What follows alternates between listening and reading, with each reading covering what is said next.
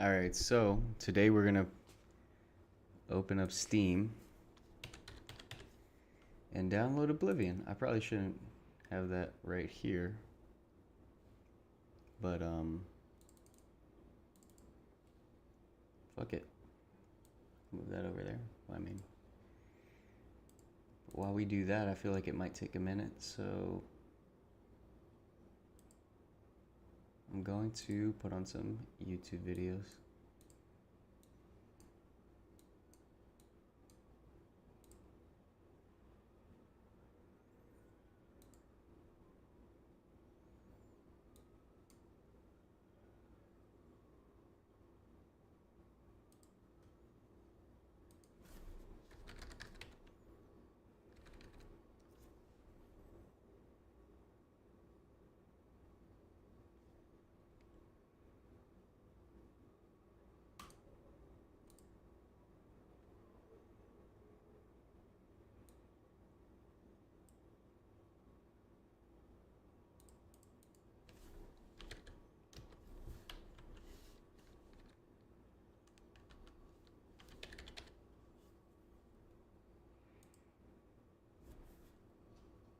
Oh, here's a trailer. Let's see if this is the right one. 87 years ago. But for all these years, I've never been the ruler of my own dreams. This is the 27th of last seed. The year of Akatosh 433. Does it look better on that side, or? These are the closing days of the third era. I can't tell. And the final hours of my life. I have seen the gates of Oblivion, beyond which no waking eye may see.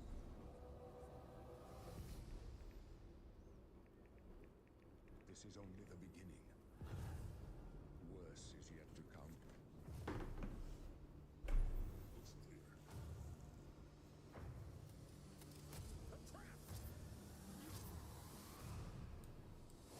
The time of cleansing draws nigh.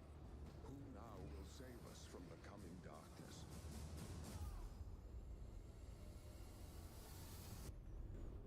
Me. I don't know. I don't know. I'm gonna play it, but I don't know. Here you must find your Okay. I'm a little convinced.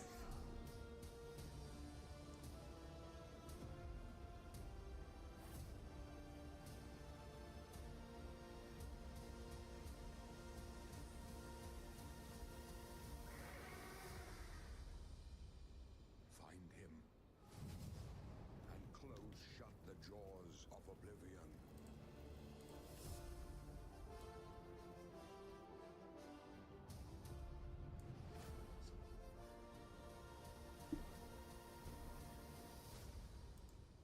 All right, that's what we're gonna do.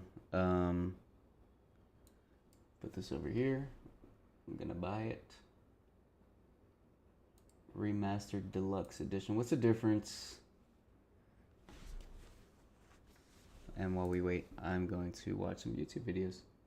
But what is the difference? All DLC. So the deluxe upgrade. Oh wow, so wait, so it's for some reason it's cheaper.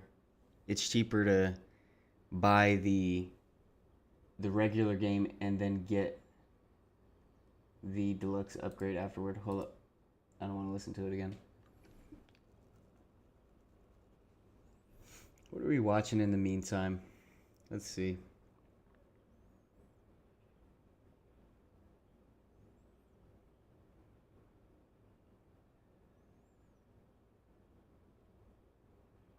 Anyway, let me get the game first. Let me stop procrastinating here.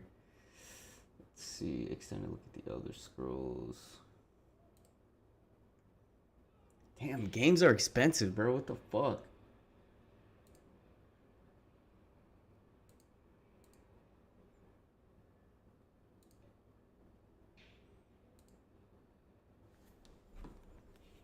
Why does this fucking cost money?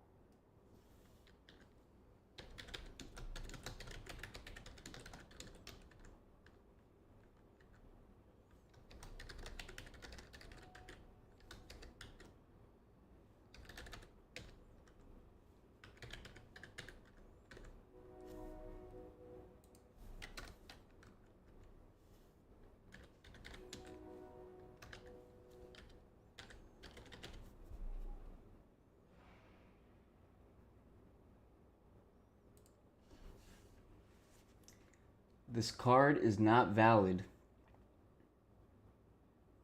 I don't understand. This is the one that I stole. Just kidding. It's my card. Why not?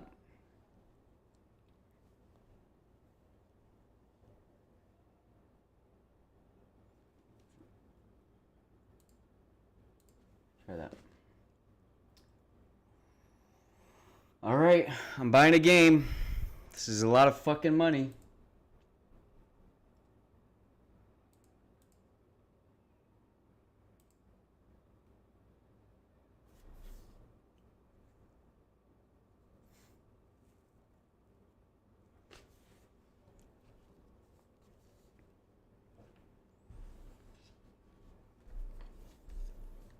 Alright, install.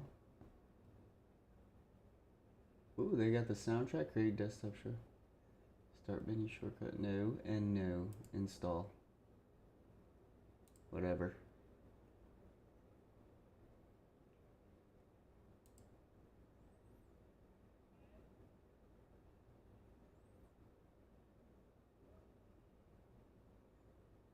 Oh my gosh.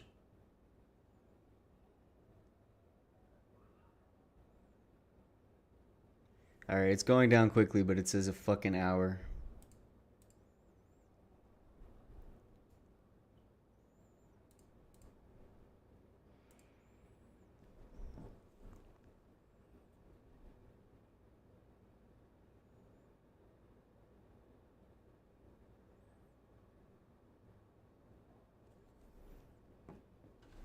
I could play some Rivals in the meantime. Actually, I have to download a fucking update for it. I have Overwatch, but that's apparently nobody plays that anymore.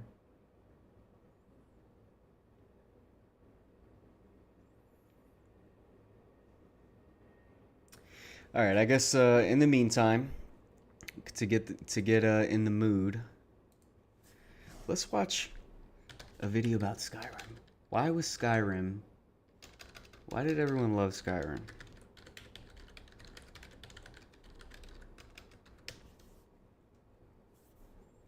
Why did you love Skyrim by White Light?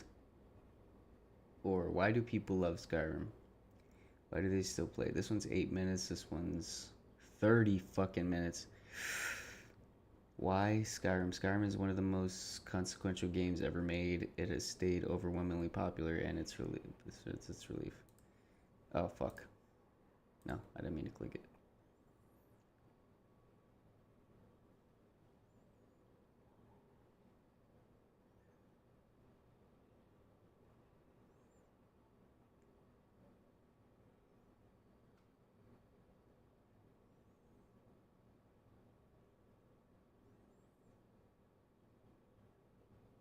This is 6 years ago.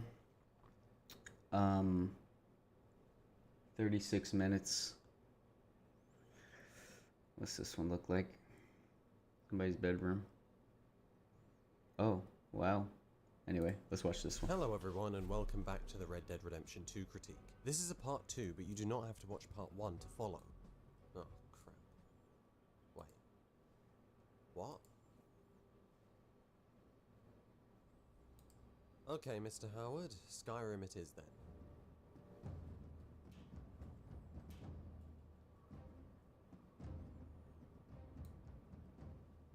Such arrogance. Nova.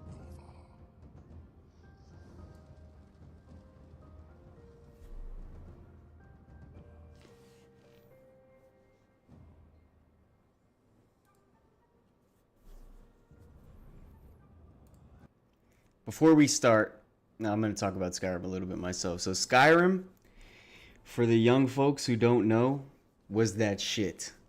Like, this was my first, like, well, I mean, Pokemon was like my first role-playing game, I guess, like, but it's not really a role-playing game. It's I don't know, it's something else. It's like, well, I guess JRPG, slightly different from RPG.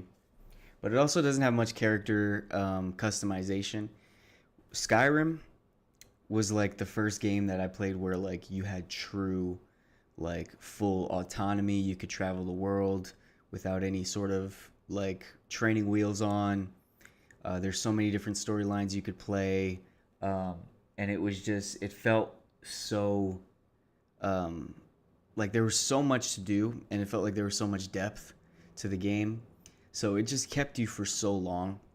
I'm assuming Oblivion is like that. I know people who are like slightly older than me who've played Oblivion, had a similar experience to Oblivion.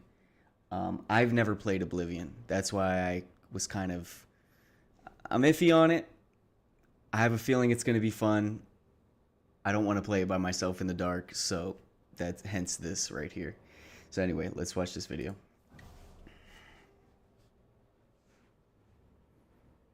The Elder Scrolls V Skyrim won Game of the Year in 2011.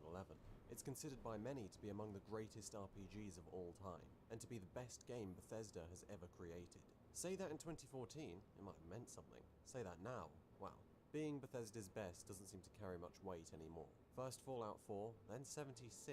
It's becoming more and more popular to hate on Bethesda and their approach to designing games, which, to be sure, is a mess entirely of their own making. But along with those sentiments came the idea that Skyrim was never good. Then why did you love it, I wonder? Why'd we all? Why, in 2011, was it considered God's gift? Well, it's time to find out. As we're in the cart, we might as well start on the game's terms. Yes.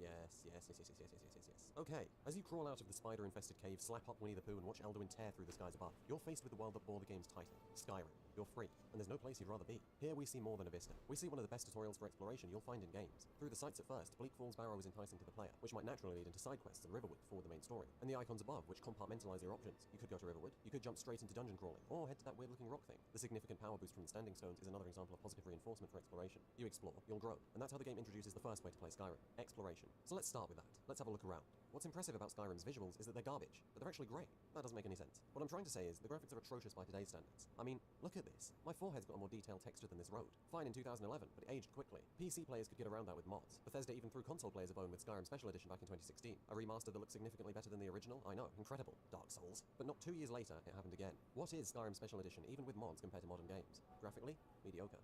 And yet visually, fantastic. When you start to climb the mountains and the sky turns pink and the trees glisten green, you think, what have I been missing out on? And then as the clouds come closer, the snows start to fall, it's a blizzard, leaves crusted with frost, rocks encased, the path obscured, white rays beam down from the tallest mountains, and you realize, Skyrim's 8 years old, but this still immerses me like it came out yesterday. Even Oldrim had these aspects, like Special Edition.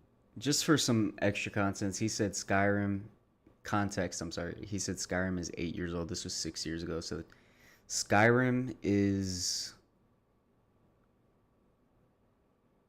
what's 8 plus 6?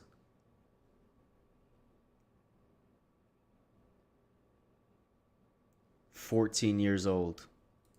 More so with mods. Skyrim's overworld has that same quality as Red Dead Redemption 2. Every frame a painting. Every time you pause the game, that still wouldn't look out of place as your desktop wallpaper. Why is this, if the game's graphics are so mediocre? Because of colors and design. It's difficult to summarize, or at least it was until I found an interview with Matt Carafano, Skyrim's art director. He put into words exactly how I felt. The world of Skyrim is what Bethesda's art team understand as epic reality. This means that there are dramatic views wherever you go, the goal being to make you feel amazed at the world you're walking through. Well, they did it. Be it the jagged mountains, the thick white mist they're draped in, the endless caverns, crooks and nooks, ravines, sheer cliffs painted with greens, blues and whites as a cold flow of water slips off the edge. The colors they paint the skies in, pink, yellow, white, blue, and the way the sun pierces the treetops, the monolithic Nordic barrows standing within and without the mountains, cutting the mists. It's very smart then that so many dungeons in Skyrim will take you to the summits of such heights, giving a view that serves as a reward by itself. And it's not just the landscapes. Even looking at the armor, I can't think of any game aside from Dark Souls that brought anything as good as this to the table. Every single set somehow looks amazing. The Daedric armor is still among the most badass things I've ever laid eyes on. In fact, I remember spending hours of my time watching Skyrim armor compilations on YouTube because I was so enchanted with it. How the art team managed to do this when most RPGs are competing for who can be the most generic is beyond me, but they deserve every ounce of recognition for it.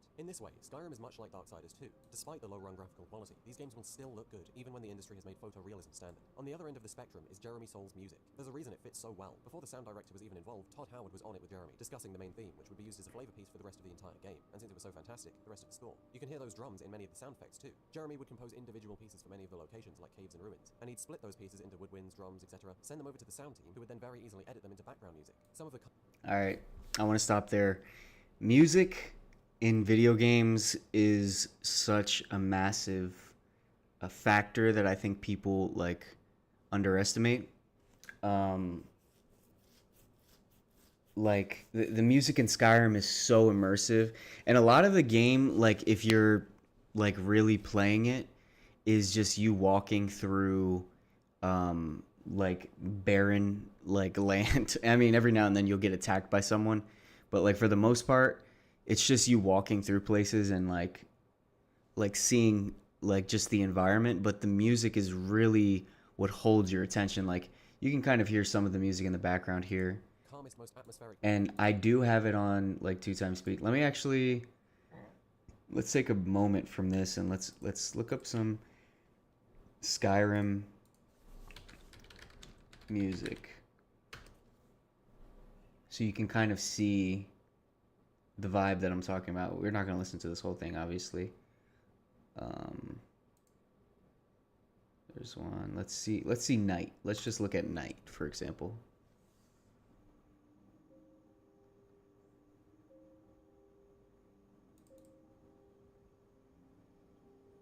The sound design and the music on this game was just truly like otherworldly.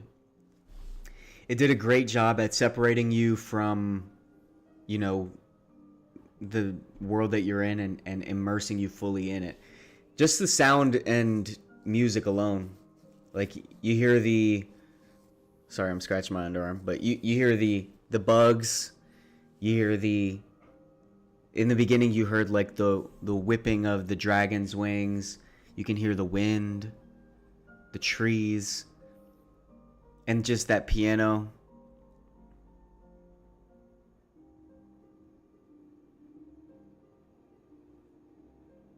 There's a true ambiance to it.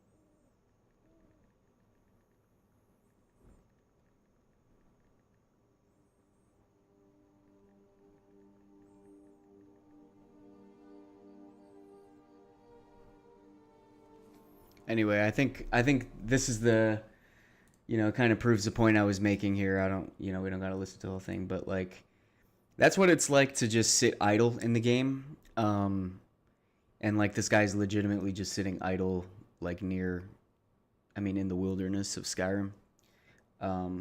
Just gorgeous game. I expect Oblivion to be similar but different. Anyway, let's get back to the video. Music and games as a whole is hiding this game. Saul does earn his label. I do want to shout out this guy. Shout out to White Light for making this video 6 years ago. It's the John Williams of video game music. Much like the music and the sound, almost every That's a perfect analogy. Like John Williams, I'm not a big Skyrim fan. Skyrim is like genuinely, to me, I don't like it. It's lame. It has a lot of potential as a brand, as a like is a medium, because like it's really become its own medium at this point. Like similarly to how Pixar is a medium, and yeah, like Star Wars has the potential to do something great. However, the one thing that I like actually fully 100,000% enjoy about Star Wars is the original like music done for that film by John Williams.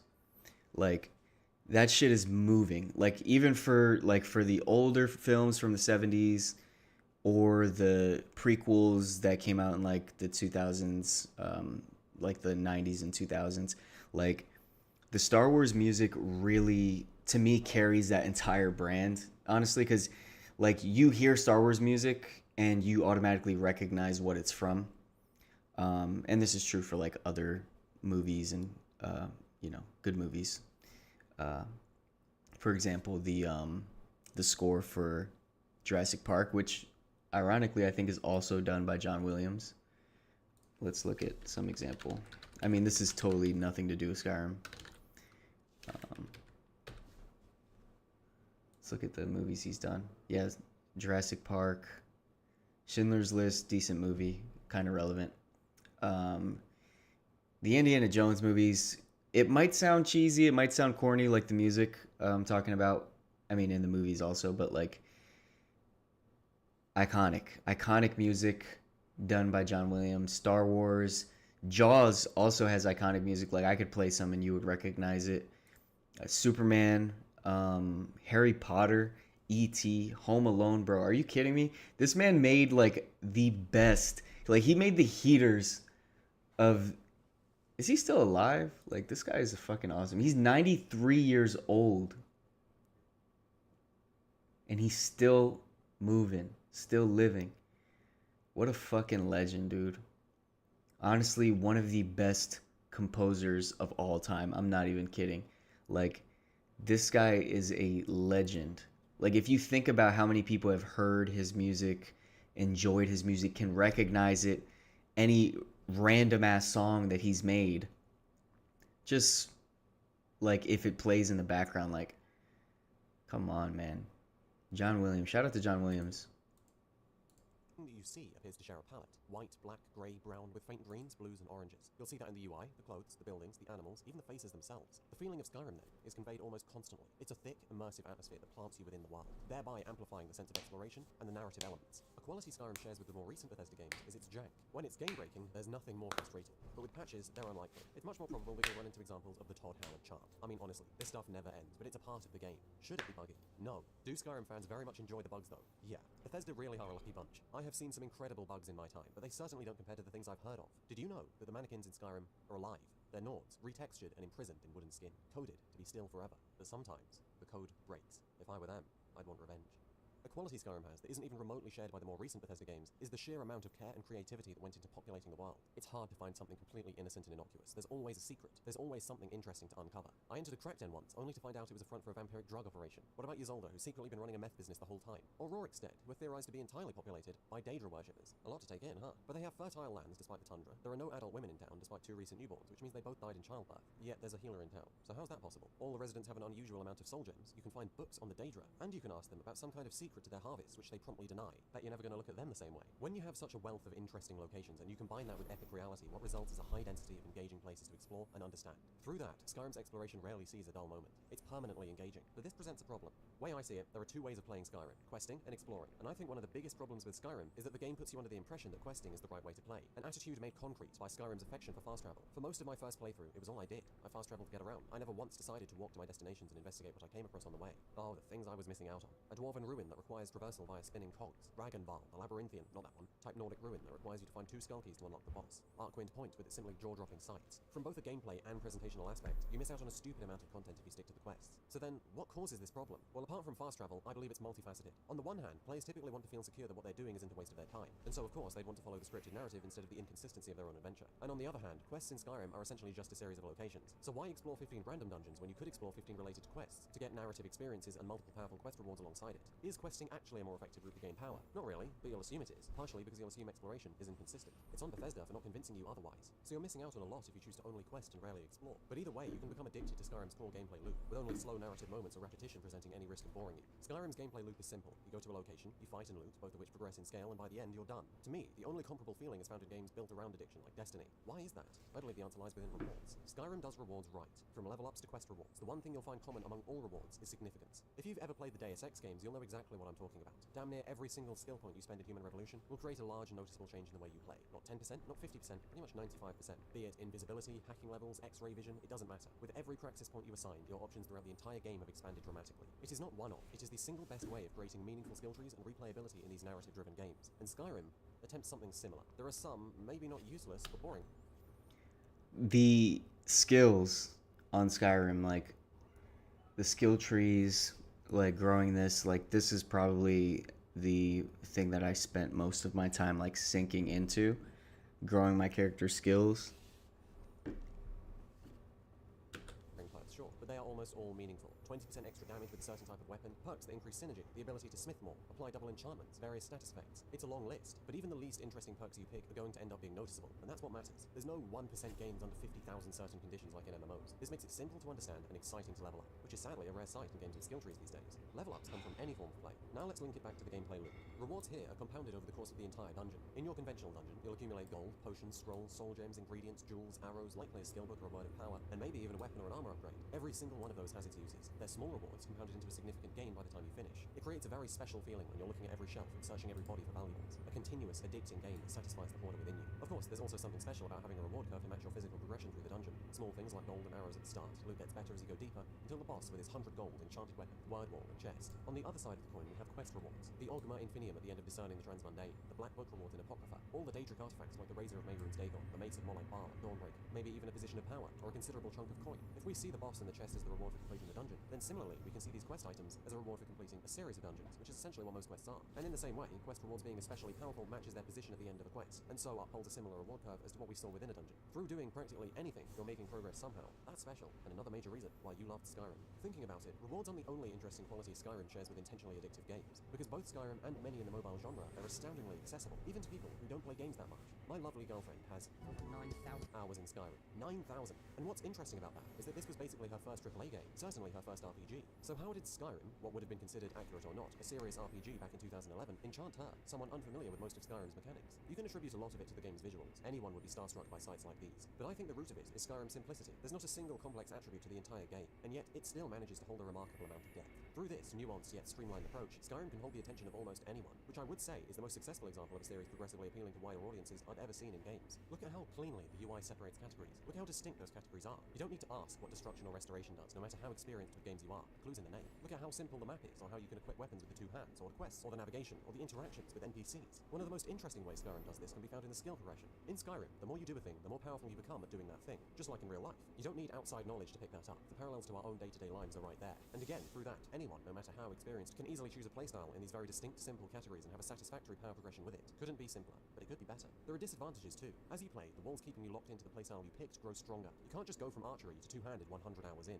You'd be completely cream-crackered, and so you have to keep using bows if you want to continue playing well. Swapping would take hours upon hours of farming experience with a new weapon type, on top of blowing your entire bank on skill vendors, who give you levels for gold. You could just smith and enchant something absolutely insane, negating the need for experience, but you're still making a sacrifice, and you'd need to have farmed your ass off for smithing and enchanting to be good enough. If you feel the need to farm just to use a different weapon after 100 hours of gameplay, especially given the quality of Skyrim's combat, there's something wrong. Sure, a mage shouldn't be able to use a sword competently, but a two-hander not being able to switch to a sword 100 hours in? Come on. Skyrim is not an MMORPG, but this does encourage multiple playthroughs at least, just not for the best of reasons. Because of craving variation in combat, not because you're so unbelievably excited to see how combat plays with a different kind of weapon. The truth is, Skyrim's combat is pathetic. To illustrate every reason why Skyrim is and was so adored, I've got to talk about a weakness. Combat fits the bill perfectly, and it's probably what frustrates me the most. The state of it isn't really a surprise. I mean, hell, the only game I've ever played with good first-person magic/sword fighting was Dishonored, and that game was literally scared of its own brilliant combat system. So Skyrim's not got much to go on. I think there's a reason why so many people I know gravitate towards Stealth Archer. Skyrim's detection mechanics, while maybe nonsensical at high levels, are somewhat deep. There's speed, armor weight, lighting, line of sight, whether or not your weapon's drawn, and enchantments. Most dungeons are designed well enough to let you sneak past everything apart from maybe the boss. Add a dagger into the equation, and you've got a fairly satisfying game of cutthroat assassinations. Add a bow?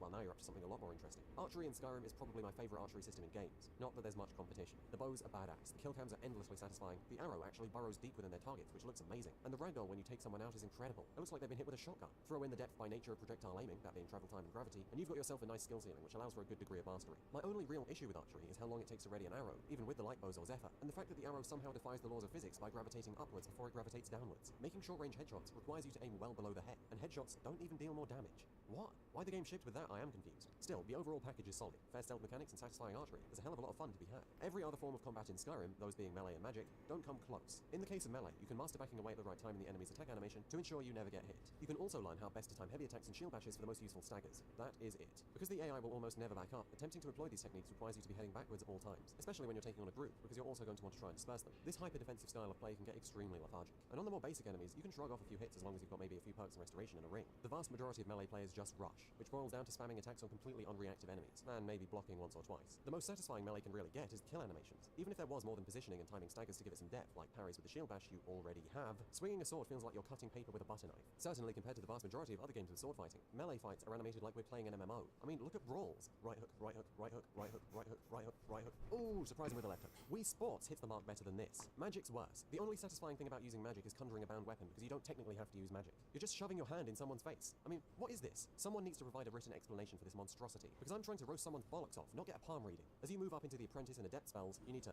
aim it and stuff, which is good for the projectile spells, but apart from on enemies that are particularly weak to fire, I'm really struggling to find a reason to use those when you could have hit scan lightning. Keep going and you get quirks like an explosion or a chain effect, which both have their situational uses, and that encourages occasionally switching out spells. I'm scraping the bottom of the barrel here. The master spell's cool to look at, other than how shallow the spells are. The biggest problem with magic is the fact that low-level magic builds are very hard to enjoy. Firstly, magicka recharges extremely slowly. Even with robes and rings and circlets, your offensive potential depends on your total magicka, which includes potions. If you run out of potions, you're Donald Ducked. Many magic builds then will have a crutch bow or melee weapon, or if they're smart, to drain magicka. That or a huge pool of magicka and a low spell cost to start with, that they then hope is enough to get them through fights. But that's only going to be practical late game with enchantments, gear, and a hell of a lot of levels in magicka. Magic can get so hopeless that when you inevitably run out of magicka, you pretty much can't win, because you've got the pain tolerance of a football player and maybe a sword that might as well be a stick for all it'll do. In a way, Skyrim being a stat-based RPG So we're basically just watching this right now.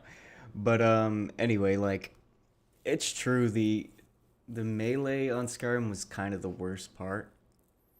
I don't really have much to say about it.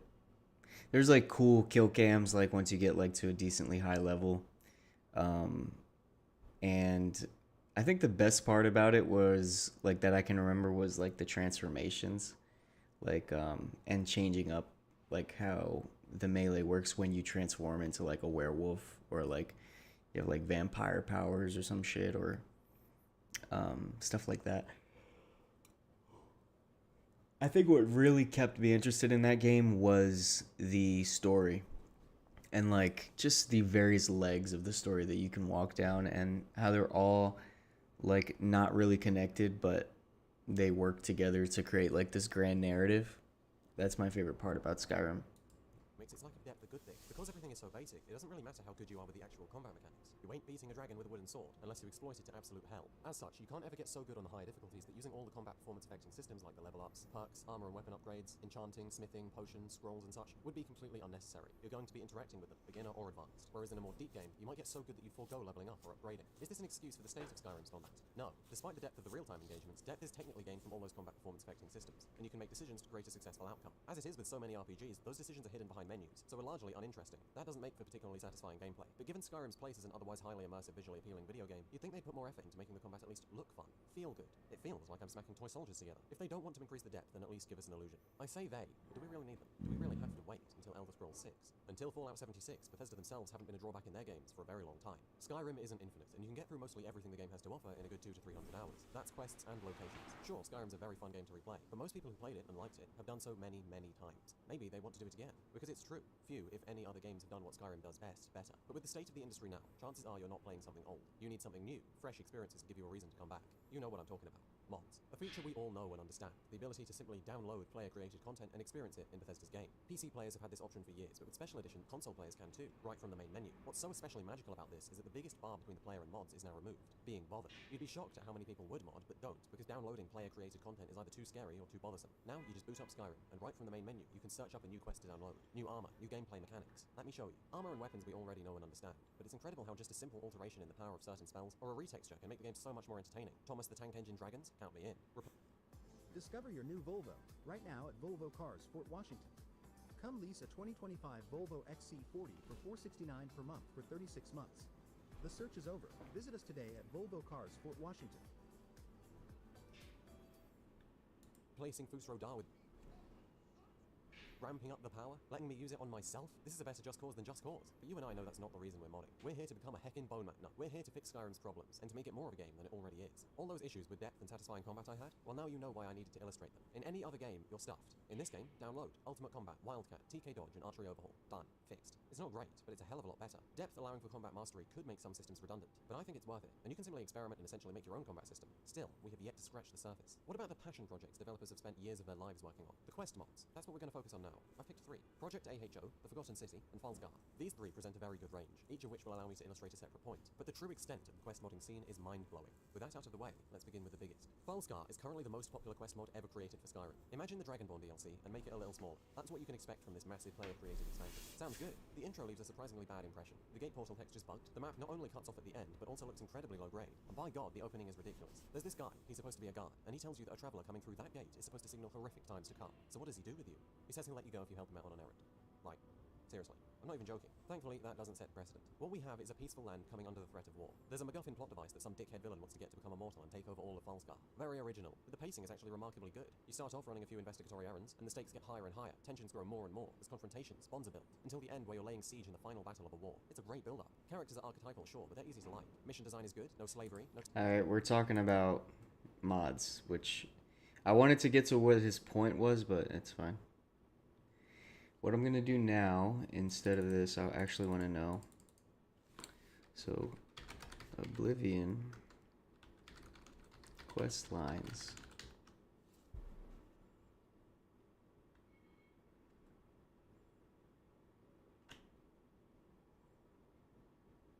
I don't want to see any spoilers though.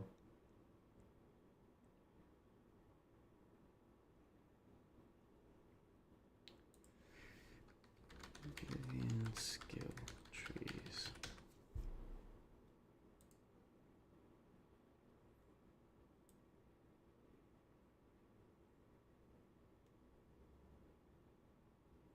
Alright, there are 21 skills in Oblivion, each of which determine how well various tasks can be performed. As skills are used, they increase in level, which increases the character's overall level. Each skill is governed by an attribute, and each attribute governs 3 skills except blah blah blah. Skills are also dependent on both race and class, as they each confer certain bonuses to certain skills. Skills can also be increased by reading skill books, learning from trainers, or as a reward from completing certain quests. When you reach over level 70 in a particular skill, NPCs will begin to comment on that particular skill. Each skill also belongs to one of 3 specializations: combat, stealth, or magic. For more specific information on the relationships between governing attributes and skills, see here at the table, blah blah blah. Alright, so it sounds like it's pretty similar to Skyrim.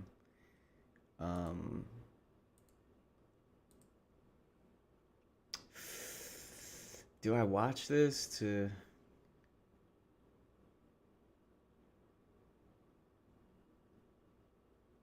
Alright, this is 3 years. Oh my god, are you kidding me?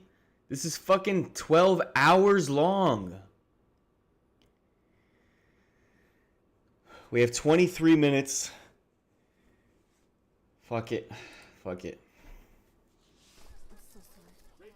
Rachel! Everyone wants to know, what's your secret for yet another seamless software release? Ethical reacts. Shout out to Patrician TV. He's the guy who made this.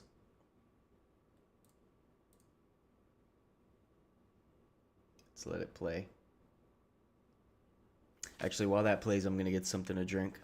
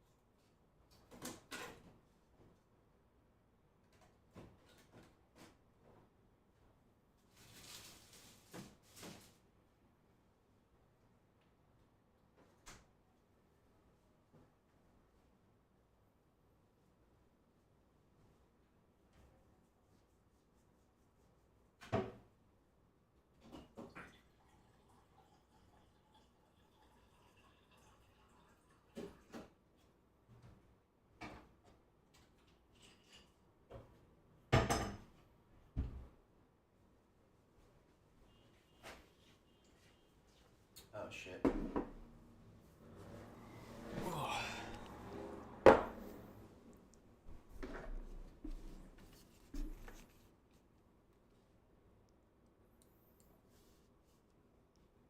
Of course. Of course, another 2 ads. Alright, I'm gonna skip these ones, sorry. Basically illegal to release a 7-hour and 53-minute video on a game netting hundreds of thousands of views and not discuss its sequel. The subsection of that law emphasizes this in cases where the original video discussed problems with said sequel. I mean, I didn't write the law. Go read the Declaration of Independence if you don't believe me. So, The Elder Scrolls 4, Oblivion. Rough start. The maligned sequel to Morrowind and Daggerfall, which arguably marked the shift in design philosophy at Bethesda from role-playing game to action-adventure titles. I guess I should say before we get too deep into this that this isn't just going to be a bash session of Oblivion. Of course, someone will try and turn that on me the first time I do criticize the game because they misunderstood the important part of that sentence. I'm going to acknowledge what Oblivion does better than Morrowind, and I'm going to try and avoid spending an excessive amount of time on points where it feels like has improved since Oblivion. There's no point, for instance, in going on a 30-minute tangent about the failures of FaceGen when later games implemented better systems for character creation. However, just because a later game did something better doesn't mean I shouldn't at least point out its presence in Oblivion. Because even though later games did improve character creation, the decision to implement FaceGen still reflects on the development of Oblivion. FaceGen is a middleware program for non-character artists to create faces, and at the time could at most be used for facial generation of characters where they wouldn't be the primary focus of the camera, example given being Tiger Woods' PGA Tour.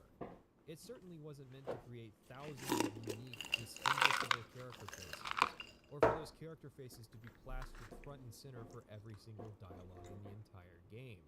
What this tells us about the development of Oblivion was that there simply wasn't time to either implement a better solution or to at least try and mitigate the damage the potato-faced freaks of Cyrodiil have caused the game's tone. With that in mind, it's clear that the decision to use FaceGen was one of time saving in order to focus on more important elements. Thus, the goal of this video is simple: to demonstrate the impact the 2006 launch date and goal of being an early 7th generation console.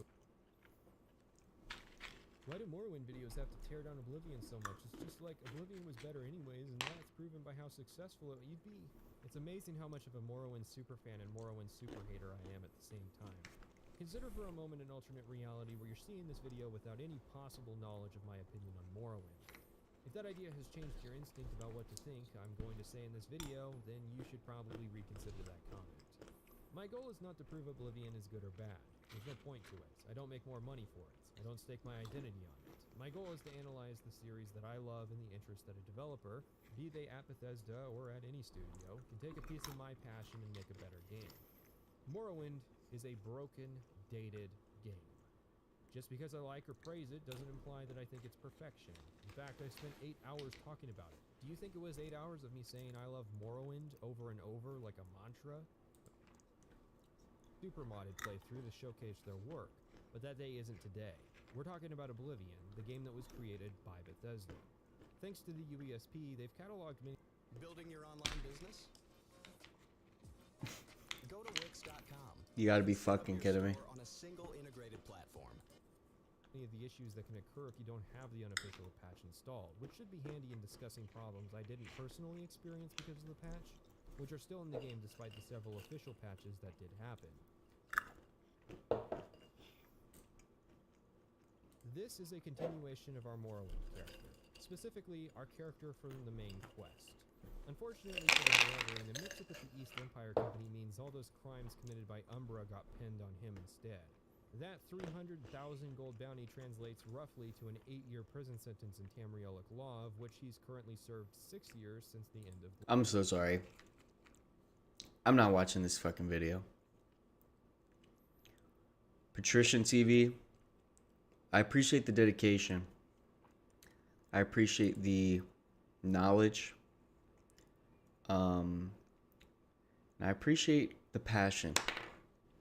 I really do. But I'm sorry, bro. I can't watch it.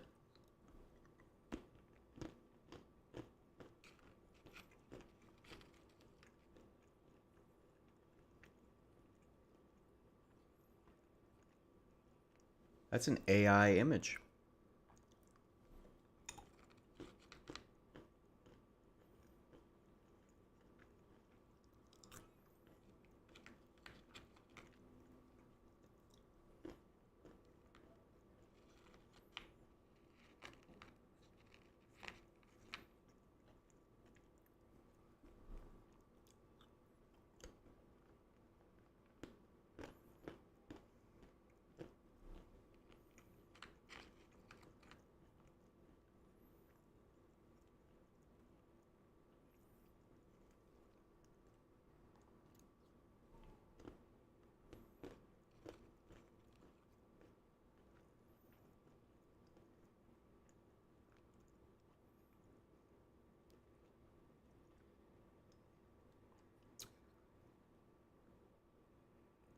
Let's watch some Voidzillas. Let's watch some coffee.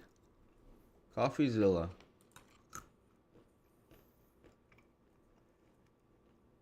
I don't want to watch a full one. If you hate ads but you never do anything about it, I have the ultimate lazy person hack for you. This is Pi. It's a free browser extension that blocks out. I interviewed Billy McFarland about Firefest 2, an event I have tickets to, and recently got postponed or canceled depending on who you believe. In this video, I will confront Billy with accusations from people who worked on Firefest 2 saying that no, the whole thing's canceled, this thing is not happening. And Billy says that is not true. This is just Weren't they selling tickets? Eventually this will happen. For my part, I was encouraged that the media is reporting, Billy's also reporting, that refunds are being given out to ticket holders. So I got no problem with that. That's great news. I think that if you buy Firefest 2 tickets, I got free tickets, right? So if you buy Firefest tickets and you're not a journalist, documentarian, anthropologist, or someone like that, I think you're making a mistake. I'll just let my personal opinion on that be known. But I wanted to give Billy a chance to mistake. I'll just documentarian, because I got free tickets, right? So if you buy Firefest tickets and you're not a journalist, documentarian, anthropologist, or someone like that, I think you're making a mistake. I'll just let my personal opinion on that be known. But I wanted to give Billy a chance to explain his reasoning, give his whole side of the story. I think we gave him a platform for that. Also to answer recent accusations, explain what happened with these canceled events where Mexico said in multiple occasions they had never heard of Firefest 2. Billy says that's not true. Some documents were shared related to that. And yeah, enjoy the interview. Billy McFarland, creator of Firefest 1, Firefest 2. Let me start, because the context of this conversation is Firefest 2 just got postponed, I think. What is the story here? Is it happening? Am I going? You know I have tickets. You sent me a message. I think you bought the hat in, what, the summer of 23 or 24? I think it was 23, 2 years ago. Okay, so yes, you got free tickets from that hat purchase. That is real, and you have those tickets. It's good to be here. I truly want to say thank you, and I think over the past 24 hours, I've been approached by, I think, This is a weird video, networks, and you but were the only let me one give it a who chance. did not cut the interview and show the interview in full. So I thought that was the only fair way to do it. Yeah, dude. No, I'm happy to show the full interview because I think there is a lot to get to. So walk us back, because I think we have all the time in the world. So let's just do the whole thing. You get through Firefest 1. Everything that happens with that. What makes you launch Firefest 2? This is actually a question brought to me by a fan of yours, Moist Critical. He says, I'd love to get his thought process on why he refuses to do anything that's not in a somebody's watching. He's obsessed with being the facilitator, this is his words, of fiction's events for money. But, take the harshness out of that aside. You do love a good spectacle. You're leaving Firefest 1. The question is, why Firefest 2? Yeah, great question. I'd like to start by saying that there is no way to over-exaggerate the mistakes that were made from Fire Festival 1. They were terrible. They were bad decisions. They were immoral decisions, silly decisions, and the mistakes there were incredible. And I certainly deserved everything that came with it. I deserved the prison time, deserved the civil penalties, deserved the loss of trust in relationships, and that was all well deserved. And I deserved it, and I know everybody watching is like, of course that should happen, but getting out of jail is really hard. And I think that's why recidivism is really high across all different kinds of crime. It's when you take someone out of their family, out of their support system, out of the professional world, and you're behind, and you're kind of like stuck in this, living coffin for a number of years. And it's tough to kind of get back to society.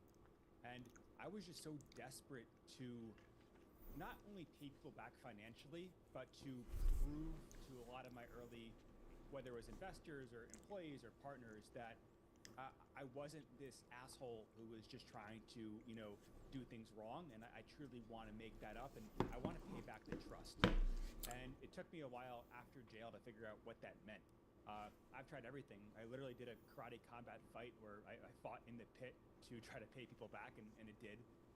I've done marketing campaigns. I've done smaller fire events in New York City that all went really well. And ultimately, we were approached by one of the largest festival companies in 2023, and they gave us a term sheet to essentially buy half of the Fire brand. And that would put some immediate money back to restitution, but it would also allow the vision of Fire to be executed by professionals. And we felt like that was the best path to, one, do what I always wanted to do and dreamed of doing. So close. Two, also paying people back by putting, Fire in the hands of Excuse me. company. And, once again, this is back in 2023, and we're 2 years into everything. Yeah, thanks for answering that. Quick question, we don't have to go too far down this road, but how much do you owe in restitution? Approximately 26 million. Wow. Yeah. Crazy.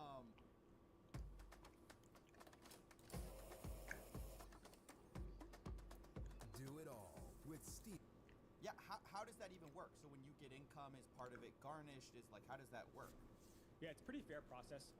Ironically, I think for all the flaws of the system, like the restitution process is straightforward. It's a percentage of your income, right? And that varies based on what the income level is. And then for something like Fire Festival, a portion of any revenue generated in addition to the personal restitution requirements would apply. So, the Fire Festival company would be responsible for paying, and then, if I made $100, and I'd have to pay my percentage off of that as well. Got it. Thank you for answering that. When we talk about a big festival company that, approached you, was this Lost Nights? No, this is before I met Lost Nights. It's one of the major players. They're a public company, and ultimately we signed a term sheet with them. It went to their board of directors, and their board of directors, rejected the deal. So this is back in 2023, and now moving on, in the last, I don't know, call it 12 months, you've been with Lost Nights, who my understanding is they sort of are the event side, you're the marketing side. Is that basically a fair characterization? Correct. So after that first deal didn't happen, it really gave us like the confidence to start scouring the world. Billy is too busy with Fire Festival 3 and 4 to worry about Fire Festival 2. Ended up with a really strong team, and ultimately, like, my goal here is not to put anybody else in the line of Fire. Like, it all comes down on me. But we have a great team who's working on Fire, and we have a great team who's building Fire, and ultimately just couldn't feel safe given what happened. And we'll get into all the craziness with Playa del Carmen, and we just couldn't risk the safety to try to make it happen. Side note, Playa del Carmen, beautiful place. Beautiful place. You can find it south of Cancun and north of Tulum. Highly recommend if you've never been. Right. So just to confirm, the postponement announcement is real. Everybody's agreed to postpone Fire 2 because it wasn't going to work out with the venues. Can we get into that?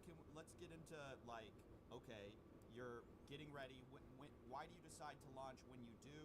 And what did you think going in? Because basically, there's this constant sort of back and forth with, oh, we've got this event, guys.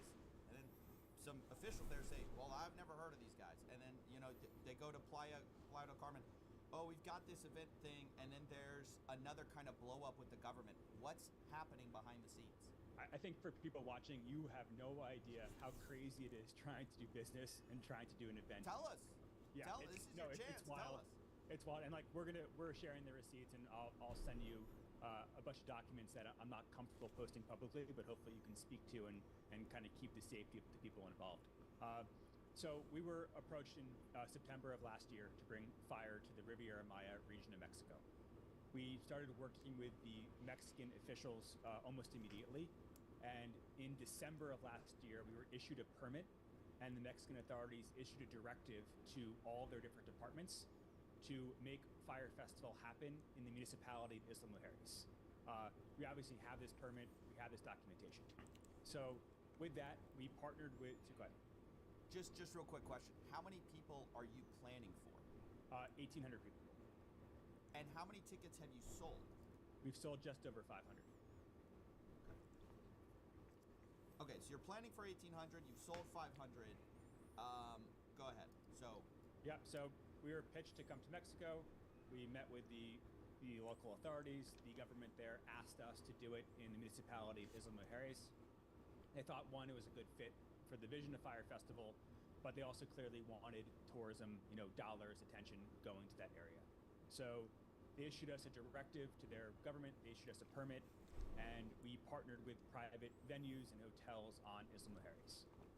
We went and announced that early this year, and 4 days after we announced Fire being in Isla Mujeres, a local municipality tourism person who we didn't know existed came out and gave all these comments saying they've never heard of Fire, Fire's never spoken with tourism, what is Fire Festival? So we are sitting here just not knowing like what to do. We have, multiple partners, dozens of professionals, whether it's my partners or third-party companies, all who had been working full-time to make Fire happen. And all of a sudden, this guy named Edgar is like, Fire's never spoken to tourism in any capacity. So my first response was, let's just release the permits that we have from tourism to show that, we have in fact been in touch with tourism. And the feedback was that like, hey guys, like you don't understand Mexico. You can't just release government documents. Like we're gonna get killed. So I said, okay. And we kind of sat back and didn't do it. They said kill? They said kill. And it gets crazy. We'll get into this. They said kill. And there's no comment. It's a little different than an NDA, Billy.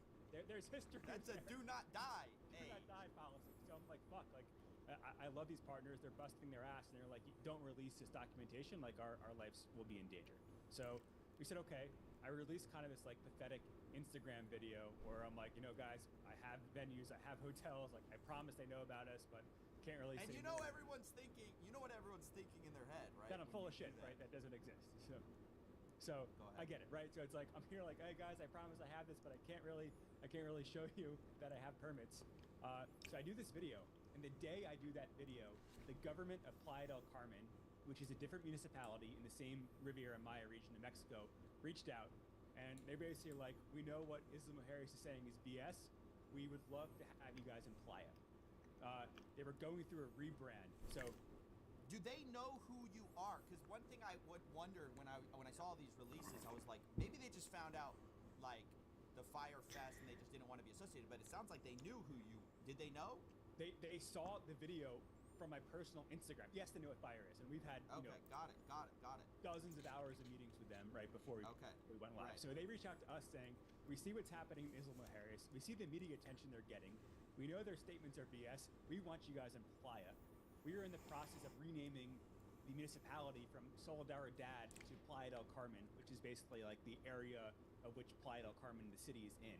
And we used to be the heart of the Riviera Maya. We used to be the home of entertainment and culture, and now we've lost to Tulum and Cancun, and we're basically like the little brother of Tulum and Cancun. So Fire is perfect. If you guys come to Playa del Carmen. Playa del Carmen. So the thing with that area, that region of the Yucatan Peninsula, let's pull up a picture.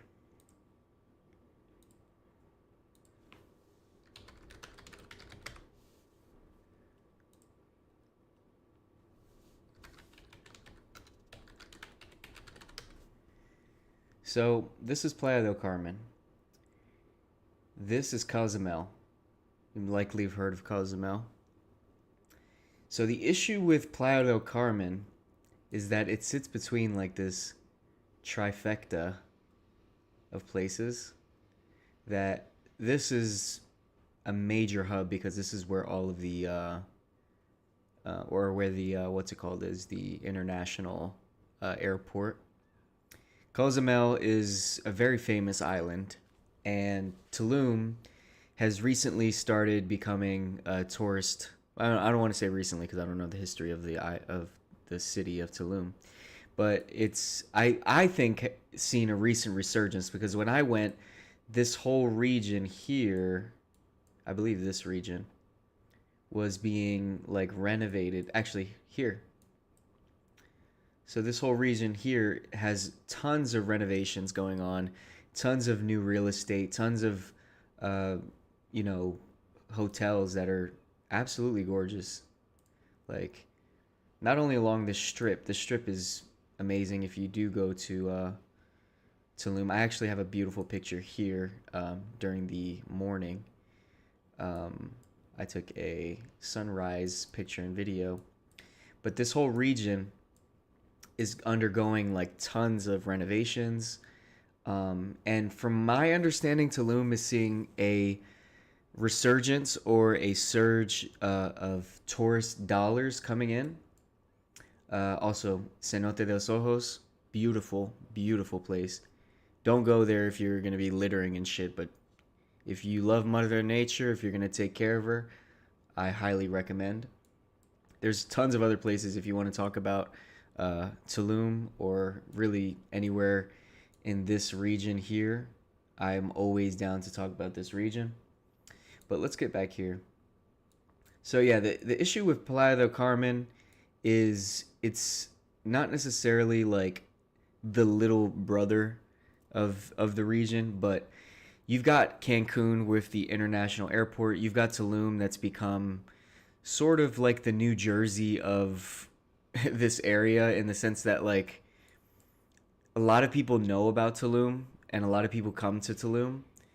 And then Playa del Carmen is kind of like the it's more it feels you hear that? It feels very residential in Playa del Carmen. I've never been to Cozumel. I actually would love to go to Cozumel. But yeah, highly recommend Playa del Carmen. I don't mind finishing a little bit more of this video. We launch a rebrand, and you guys give us international attention. So this is literally the day that I posted, the night I posted this Instagram video. So we quickly start working with them, and the government of Playa del Carmen puts together basically a package that we couldn't refuse. They gave us 2 beach clubs, they gave us a water park, they gave us a hospitality company, they gave us introductions to villas, to hotels. We bought out one of the nicest hotels in the area, and they made it all happen. They quickly gave us permits.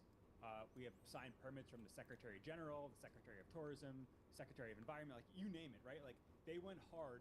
And meanwhile, I think the funniest thing through all this is like we're filming a documentary, and they're totally and they're totally aware of it, right? So like all these meetings are filmed. It's not like it's like happening in some back room. So it's like everything is being recorded and documented. And so it's like you just like literally can't make this shit up. I don't know. I can't help but believe the guy. To be honest with you, I know I know what he did in the past. I know I probably shouldn't be fucking believing him, but I can't help it. I can't help. He's got a believability to him that is uncanny. You know. Wait. I heard about this documentary. Are we talking Netflix? I don't know. I don't know where it's gonna Little end Brother up, Hulu. You know? I guess it depends how all this goes for you, huh? Yeah, but the ending is still unknown, so I'm not sure where that lands. Yeah. Well, one question. Okay. Just on the documentary for a second. Is it true that someone bought out a Prometheus package with the decision that if I have to be included in the documentary? That's like the $1 million package. The only way I get a $1 million package is if I get included in the documentary. Is that true? That's what I heard. We sold 2 Prometheus passes. One Prometheus pass that was part of it. However, that person asked for a refund like 3 or 4 months ago because they bought it during like the pre-sale. So we refunded them and canceled them. So there's one current outstanding Prometheus pass, and that person or group who bought that did not specify the need to be in the documentary. But the first buyer did ask for that. But that buyer. You gotta cut that guy. You gotta cut that guy. Cut him. Yeah. Refund him like that. No. That's insane. I mean, I think $1 million for any like festival is just not even for yours. I'm not even saying for yours. I think Sure. it's just such an insane price. Okay, so we're back to Playa. Okay, Yeah, so we're off the we're in documentary. Playa. So, yes, what happened? They're pitching us hard. They literally give us everything. We pay for permits. We pay for the hotels. We pay for the beach clubs. They ask us to do a press conference. And here's where it gets back to the crazy situation. The last festival in Playa del Carmen was a festival called BPM. And at some point in this festival, the government security basically gave way to the cartel.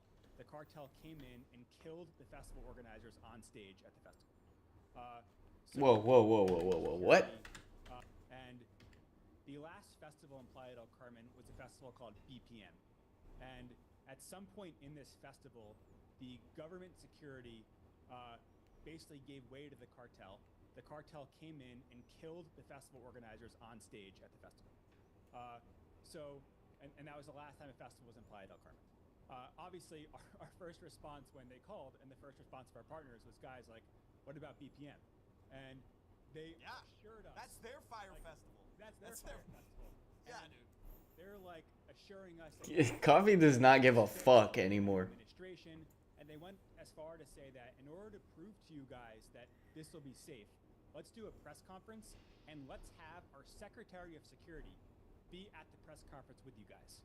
And he can sit there and assure the public that yes, you guys have permits, whatever, who cares? But more importantly, he's going to have his guys with machine guns in the background, which we have all the videos and pictures of, and he will assure the public that the This is concerning. I wouldn't want to throw a festival there. I didn't know that that was happening. That press conference exists. That press conference exists. Yeah. Okay, got it. So you guys get assured. I'm not feeling too assured right now, actually. As a holder of the Fire Festival pass, I'm a little, you know. That's a scary thing. So you got, but now you've done all this stuff, or at least kind of it's record. I haven't seen it, but it's recorded somewhere. Then all of a sudden, it drops out. Everything drops out beneath you again. What happened? So we do the press conference. The day at the press conference as well. The day after the press conference, the mayor, the Secretary of Security, and the official government channel for Playa del Carmen, which is Gobe Playa del Carmen Instagram, they post without us asking on their Instagram, celebrating that they're bringing Fire Festival to the region and how it's their job to support local business and tourism. So they post this on a Friday night. Everything is great. On Sunday of that week, I start seeing local newspaper articles where, and this was not picked up by the U.S. press, where the local government of Playa del Carmen was saying they've never heard of Fire Festival. Meanwhile, we're live on their Instagram page. They just did a press conference with us. We have all these permits. They charge us for these permits. So I do a call with the senior government officials, and they're like, oh no, we would never say such a thing. We're fully supportive. And they send me all these text messages saying, we never said that. We love fire. We love you guys. Now this is late Sunday night. Fast forward a few days, we're getting ready to announce our first part of the lineup, and at 10 p.m. on a Wednesday night, they post on the same channel where they already have a Instagram post celebrating Fire Festival. They do a new post saying, we have never heard of an event, quote, called Fire Festival 2. Meanwhile, the first post is still live. So sounds like he shouldn't do that shit. Anyway, let's play some Oblivion.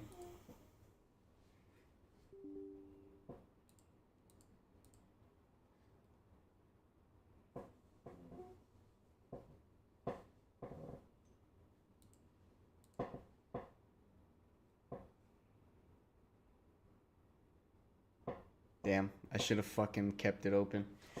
Fuck. Okay.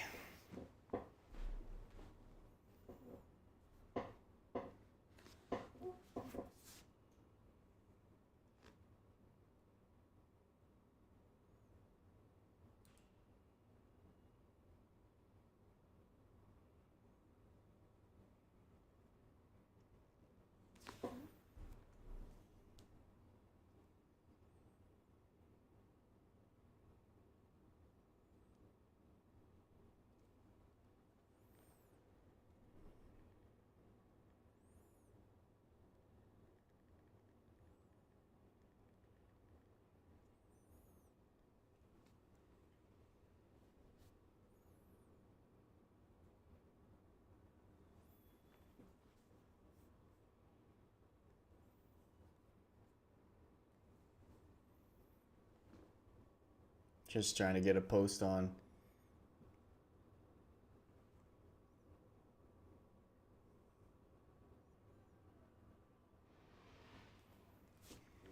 Post up. Post up. Post up. We on Oblivion. We on Oblivion, baby. Post up. We in Oblivion, baby. Yeah. Yeah, dude. Let's see.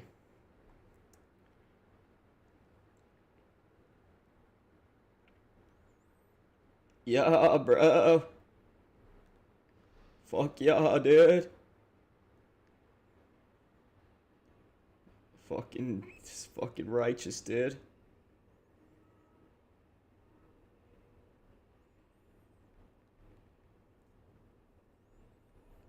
YouTube.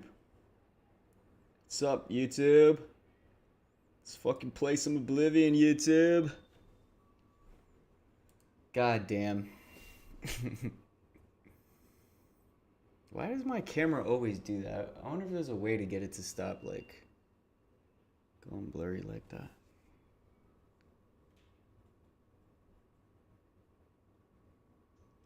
Anywho, hope everyone is having a great day.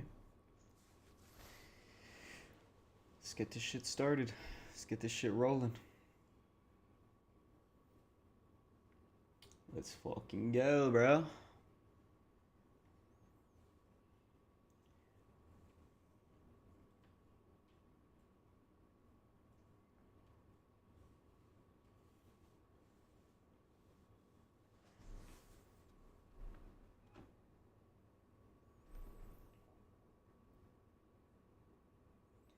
I think I've waited over an hour to play this game at this point.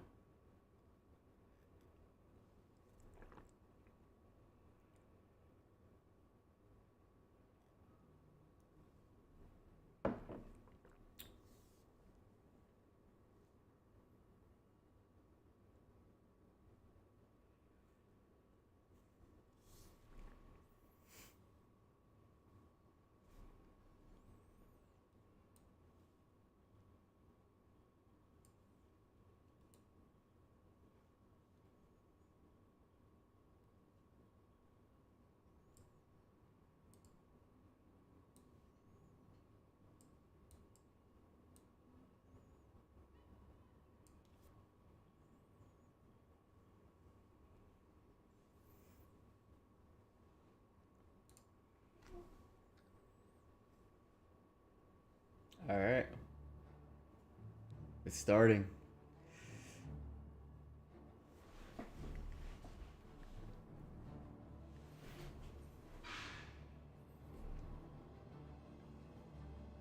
Okay.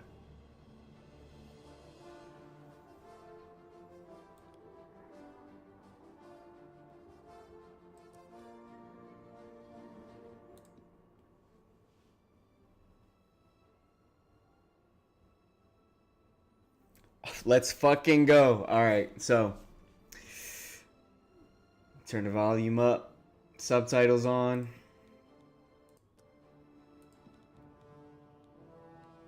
Yeah, we're doing headphones.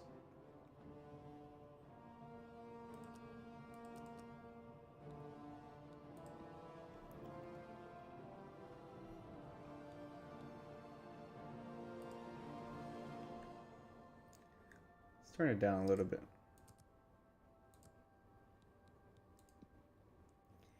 So, or maybe up. I don't know. I think it might need to be up. And turn this down. Oh, I gotta sneeze. All right, welcome. This is Oblivion. Difficulty.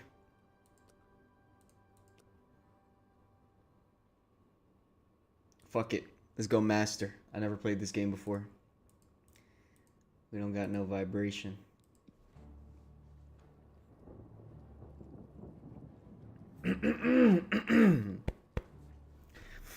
All right.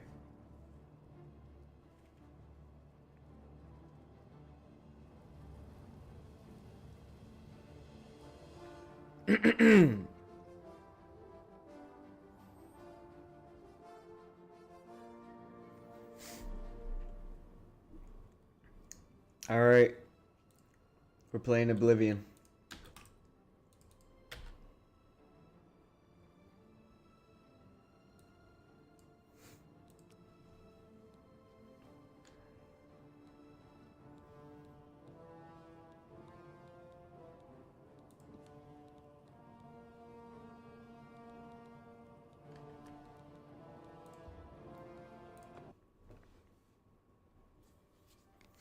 I was born 87 years ago. For 65 years, I've ruled as Tamriel's emperor. But for all these years, I've never been the ruler of my own dreams. I have seen the gates of Oblivion, beyond which no waking eye may see.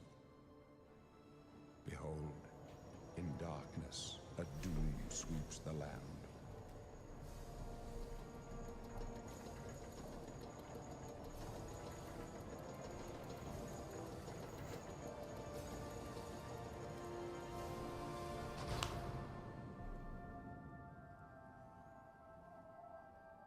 This is the 27th of last seed, the year of Akatosh 433. These are the closing days of the Third Era, and the final hours of my life.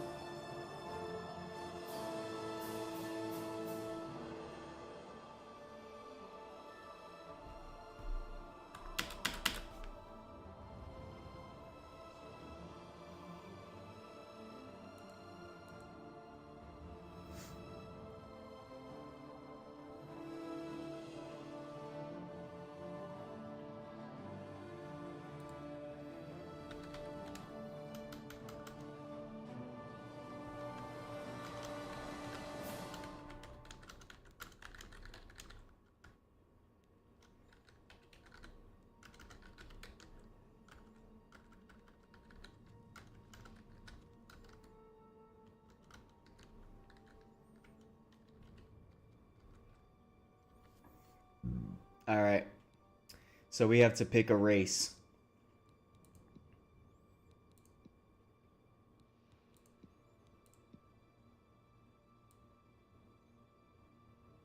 That kind of looks like my dad a little bit.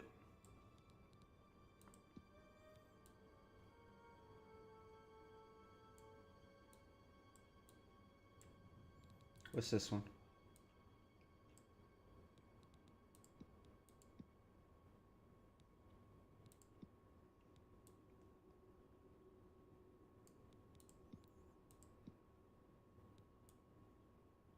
What should I pick?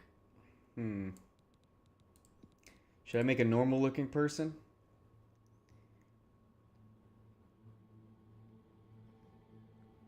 Provided to be and traders, their skill with heavy armor, social skills, unmatched acrobatics. That sounds like me. Resistance to the cold. They are highly talented. Craftsman, prized craftsman. Finished to many weapons and armor styles.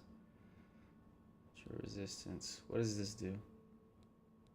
So what are these little buttons? You're upright. I'm so sorry. I gotta figure out what's going on first. Your uprising under the shadows of mountain peaks was a happy one. Immersed in Redguard custom, you developed charm, wit, and ability to turn conversation around. As a child in the sand of the Alika desert, your education revolved around martial might. You're a prime example of what Redguards are, the best warriors. What do these ones do? Willfulness of your forebearers.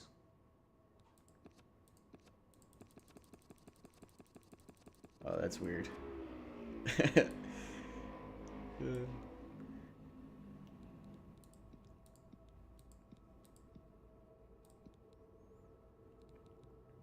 Fuck it. I'm gonna make a person that looks like me. Or at least I'm gonna try my best. The number of cities and their size led you to travel hastily. Skilled with heavy armor and in social skills. Like the willfulness of your... such as yourself.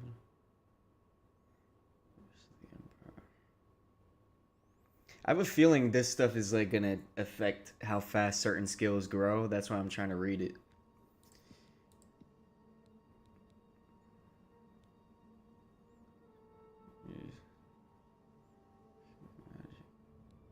I don't know, man. I don't know. Alright. I'm gonna do this one.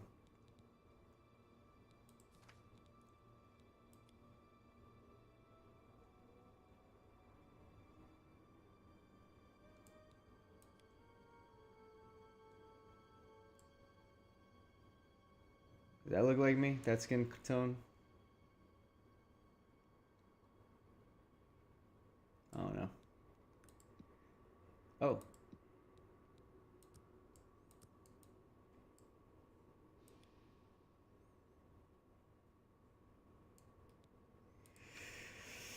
Alright. Fuck, this is gonna take me a long time. I can already tell.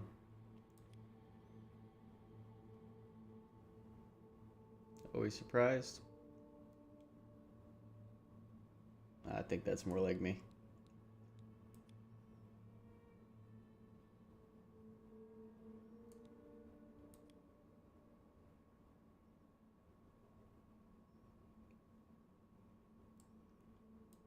Oh, okay. That's gonna make things easier. Hair. That's kind of tough, actually. I fuck with that.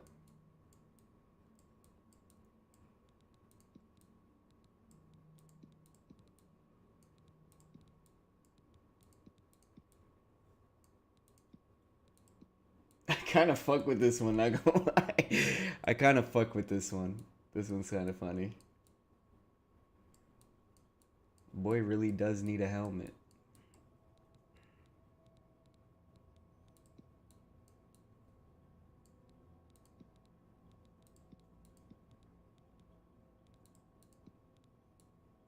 That's kind of fire, too.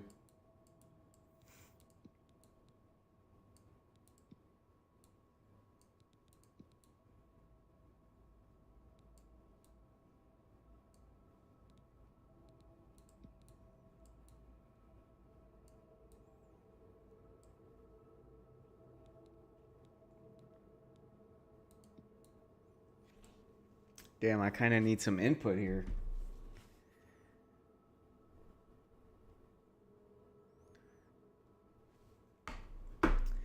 Let's see, let's see. You know what? I'm just gonna go normal because I feel like you could probably change this at some point. I'll do this one.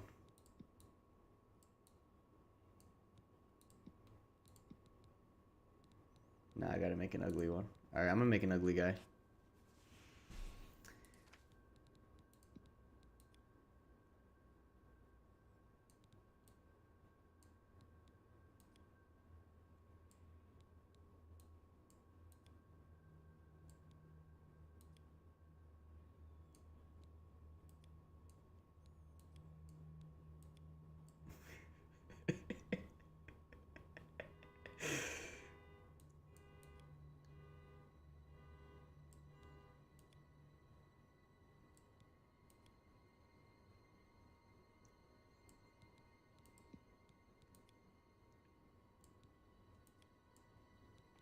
But he has to have some sort of thing that makes him different here.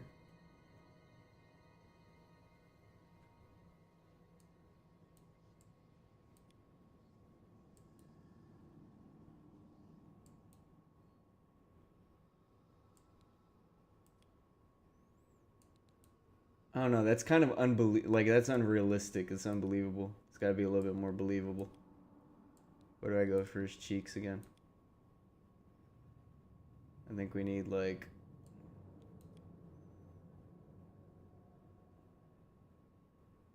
That's more believable there, you know?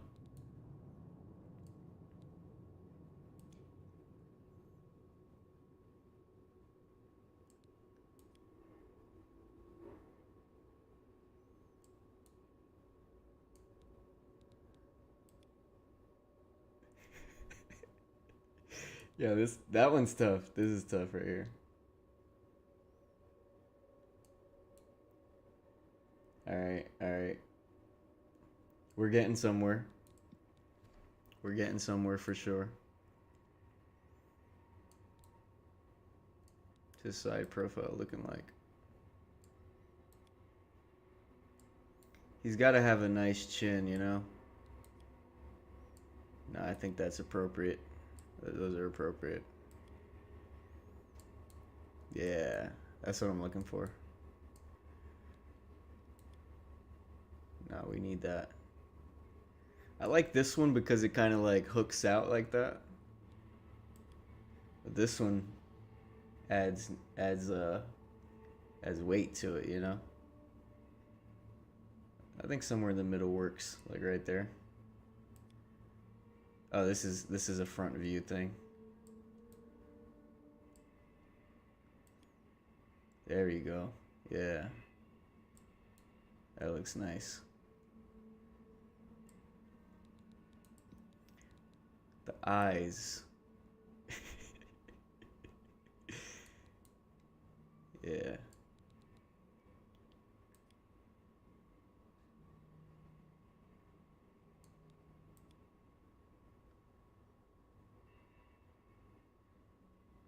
Oh no, that one doesn't really do much for me.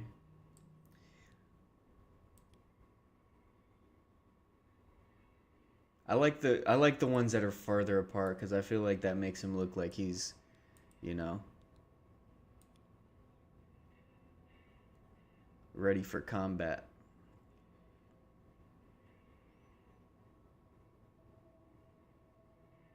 Nah, we need somewhere in the middle. Definitely. Let's mess with the forehead here. Oh, let's see what this is.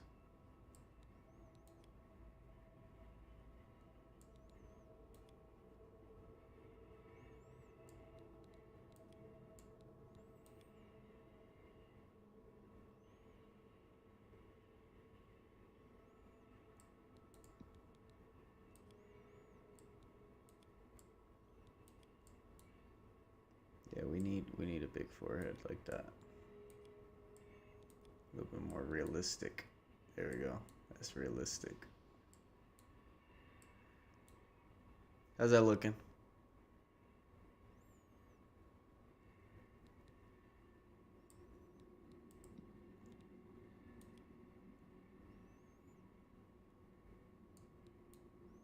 He's kind of looking like an old Spaniard portrait right now. You know, like from Spain. I like that. Give him a little double chin action right there.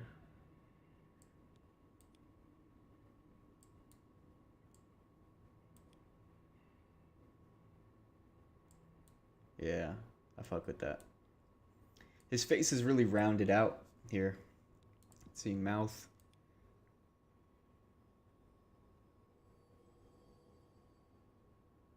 I think this one's good there. Yeah, he's happy. Look at that. I like that. Resting happy face.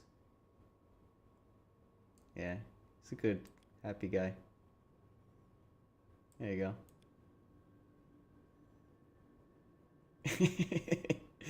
There you go. Now he kind of reminds me of Peter Griffin.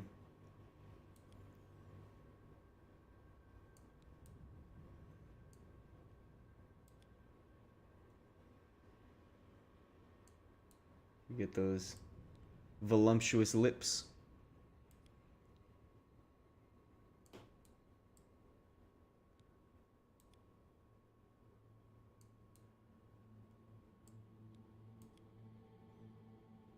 No, we can't do him like that. We gotta keep it PG.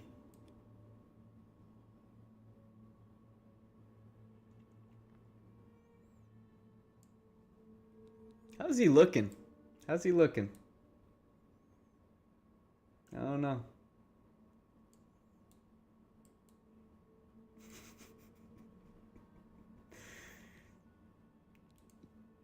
My goodness, I've been doing this for like 30 minutes already.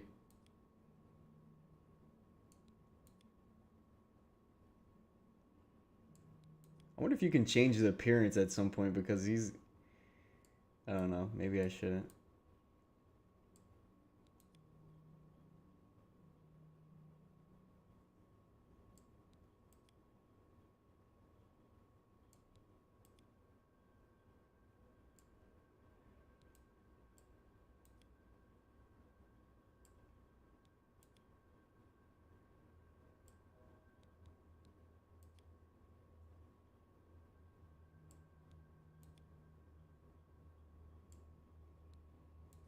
There's so much to this. This is insane. It's actually not bad. Like, character creation. No customization type shit. Alright, so that's the face. Oh, we can change his eye color.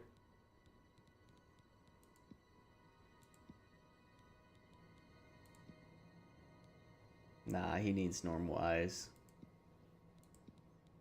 Give him some normal eyes.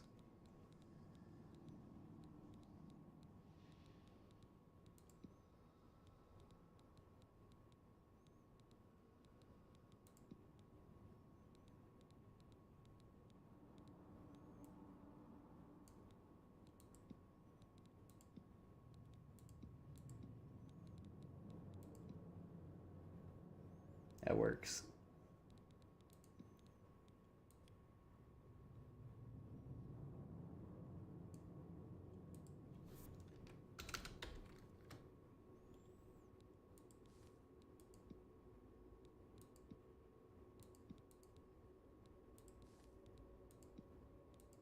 Got jaundice. I don't know. I think he's coming along pretty good. Yeah, fuck it. He's green now.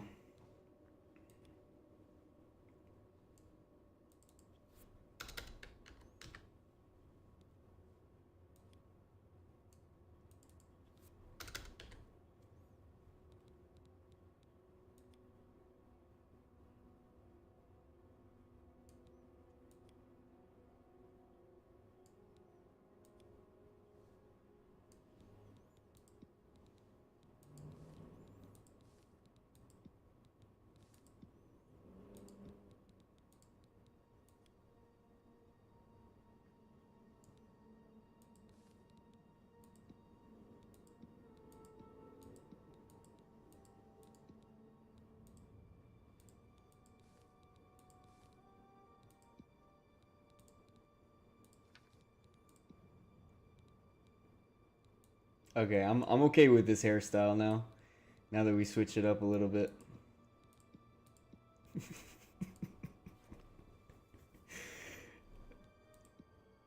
Nah, not that one. The man bun, double man bun.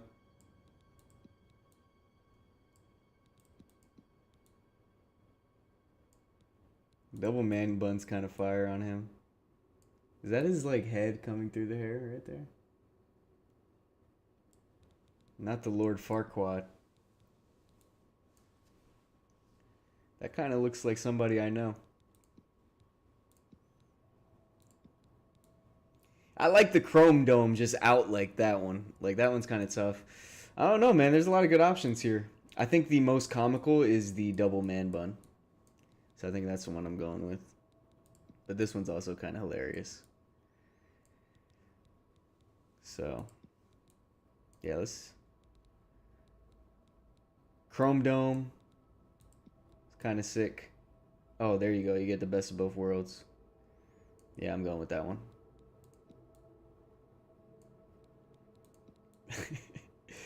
I don't know. There's so many good options here. All right, let's do this one. Let's do man bun. Double man bun. We got to give him a beard.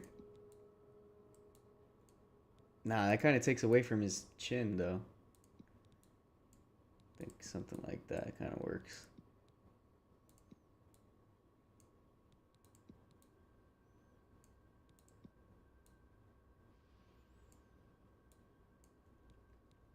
Nah, mustache. Here we go, mustache.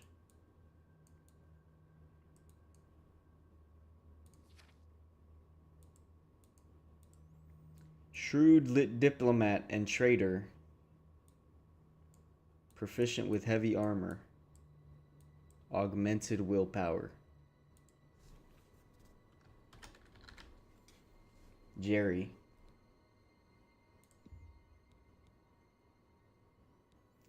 You can't ask me because I don't know. Alright, let's just do it. Fuck it.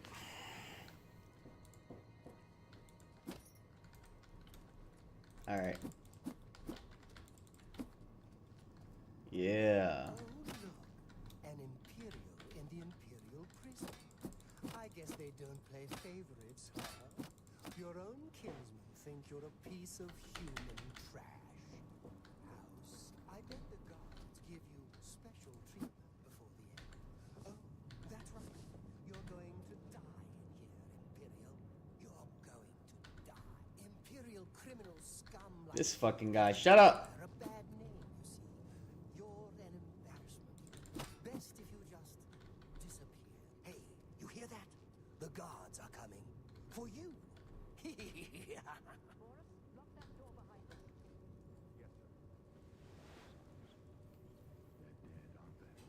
don't know that, sire. The messenger only said they were attacked.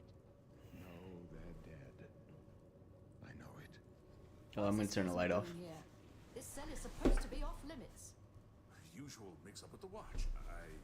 Never mind. Get that gate open. Stand back, prisoner. We won't hesitate to kill you if you get in our way. You, prisoner, stand aside. Over by the window. Stay out of the way and you won't get hurt. What? Prisoner, stand away from the door. Over by the window now.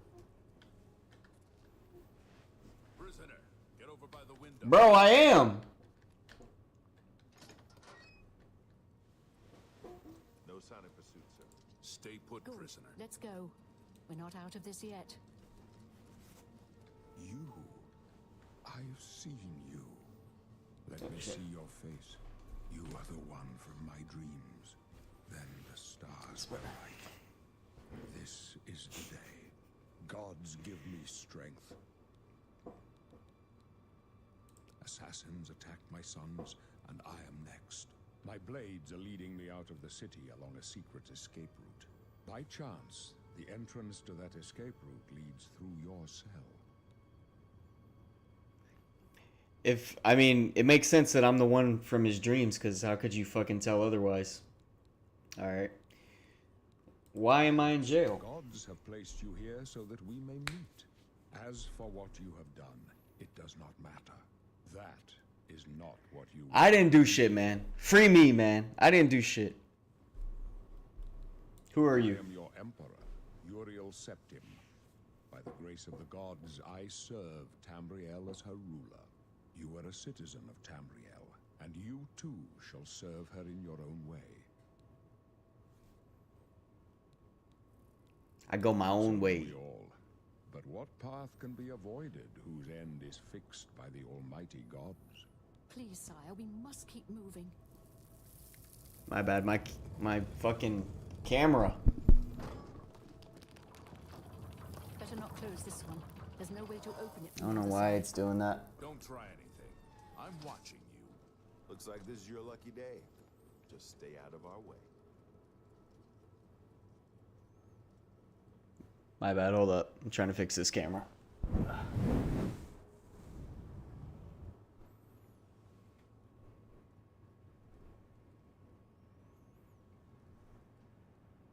There we go. I gotta figure out why it does that. Anyway. Let's go!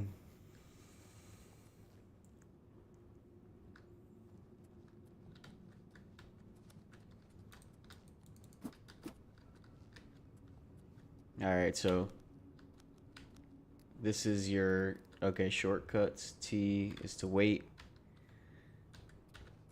F is to put your hands down. Whoa, what is that? Oh shit. Protect yourself. Make. You're lucky I like you. Otherwise you'd be dead already. My bad, bro. Are you alright, sire?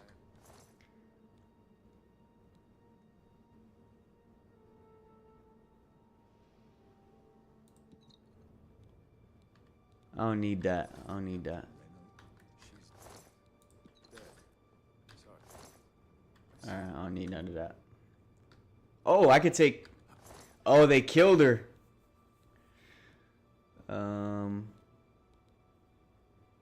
This is a heavy weapon. I'll take the heavy weapon. How could they be waiting for us here? How do I change? Go back now. Don't worry, son. We will get Oh you out. shit, my bad. They won't be the. Okay, there we go. There's our guy, Jerry.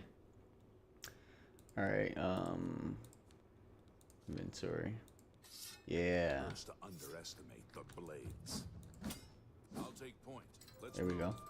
You stay here, prisoner. Don't try to follow us.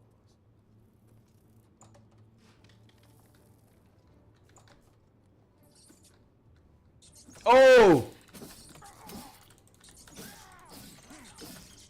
Oh shit! Shit! I'm about to die. I'm about to die. No! All right. I forgot I put it on the highest difficulty.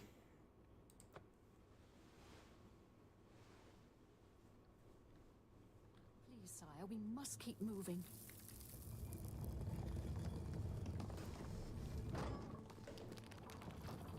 Better not close this one.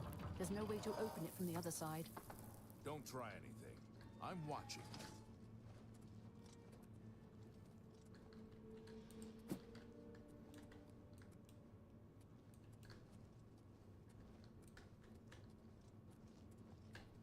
I'm gonna let them go first.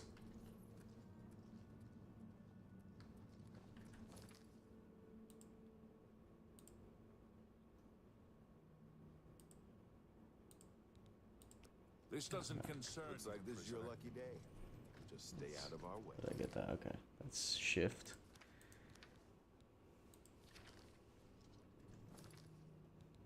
My bad. I have to. I've never played this before. Okay, so. Put that there.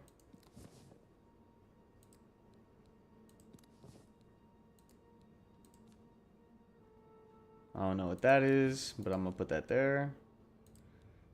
Fire. That one. All okay.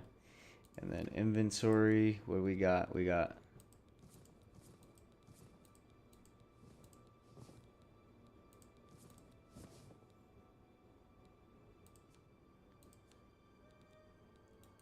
I don't need that. How do I drop that?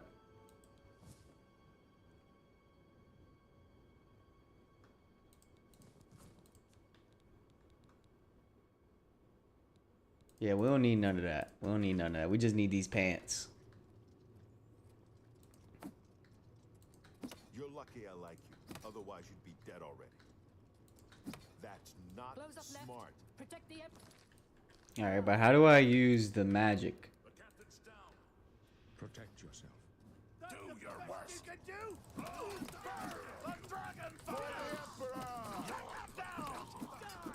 Don't push me, prisoner. Take you. You're lucky I like you. Otherwise, you'd Watch be your dead back, already. boys. Don't push me, prisoner. Are you all right? Right, sire. With Captain Bennett. She's dead. Sorry, sire. See, but you can't take all the shit from her, so you only take certain shit. Nah, that don't look good on him. I zoom out.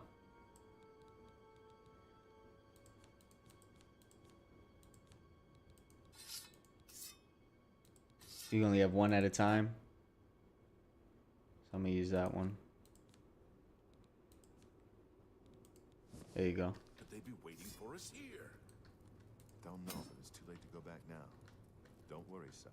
We will get you out of here. They won't be the first to underestimate. I can't take her armor. I'll take point. Let's move. You stay here, prisoner. Don't try to follow us.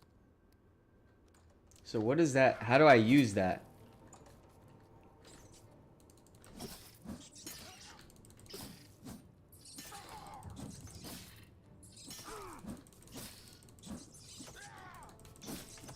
Oh shit. Shit.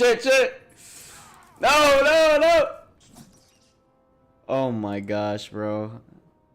I gotta turn the difficulty down.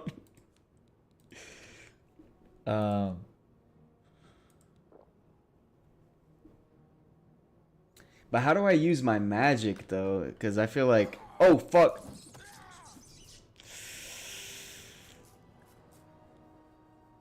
Mm.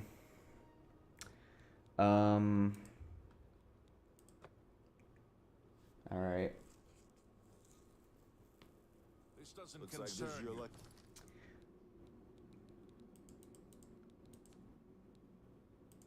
Let's chill out. Let's chill out on that. Yeah.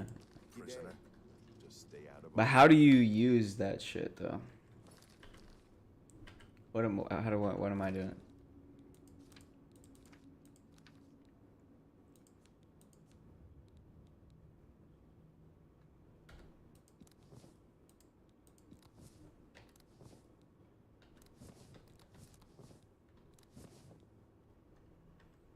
All right, so I think you can do it like this. But how do you use it? Close up left. Protect the Emperor. The captain's down. Protect yourself.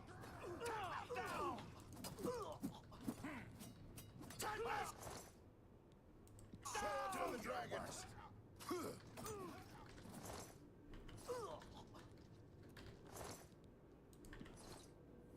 Are you all right, sire? We're clear for now. Captain Renault, She's dead. Sorry, sire. Have to keep moving. Stand aside, prisoner. How could they be waiting for us here? Don't Where know. is she? It's too late to go back now. Don't worry, sire. Is We she? will get you out of here.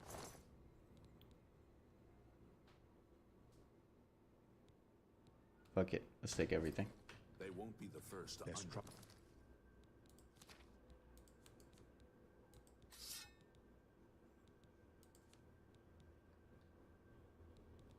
Rest ahead. the blades. I'll take point. Let's move. You stay here, prisoner. Don't. You're lucky I like you. Otherwise, you'd be dead already. Yeah, come at me now.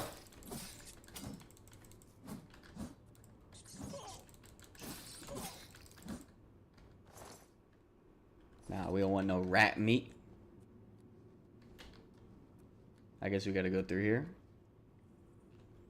Where's that torch at? Can I grab it?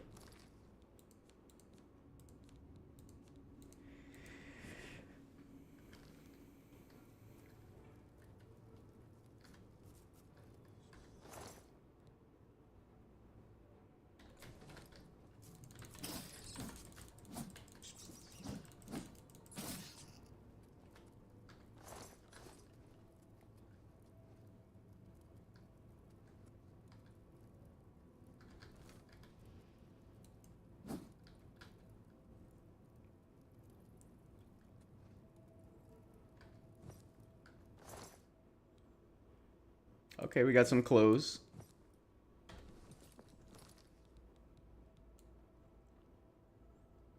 This is what we got on right now.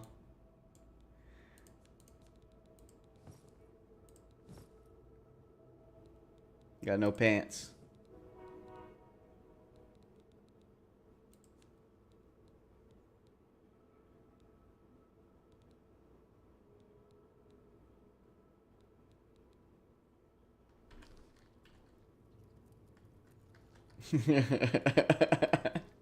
You like my fit, bro?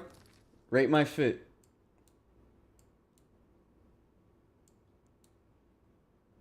I made him to look like you.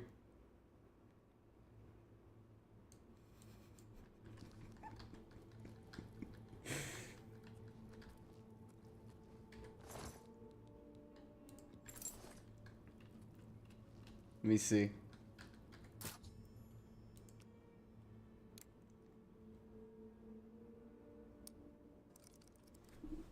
Oh. I don't really understand.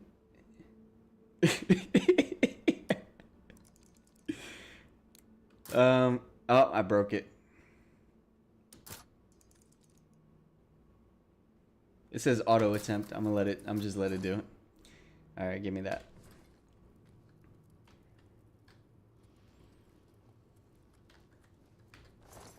I don't really know what I'm doing right now. But you know what? It's just doing what we're doing.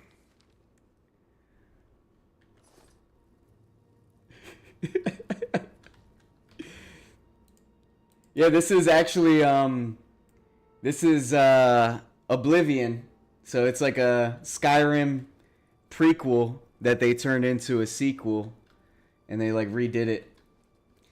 So I'm just trying to figure out what to do. Trying to get my money up. Let me see. We don't really need all that. We'll take these though.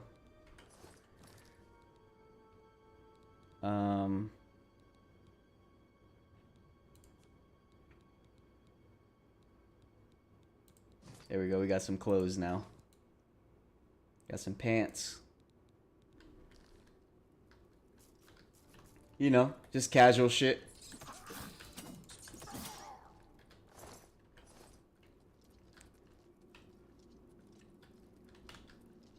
The game looks nice, you know, I think it'll be fun.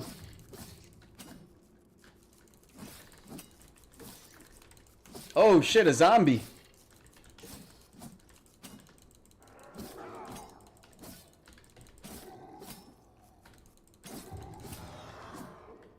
I still don't really know how to use all my skills and whatnot. I don't know if I want any of that stuff.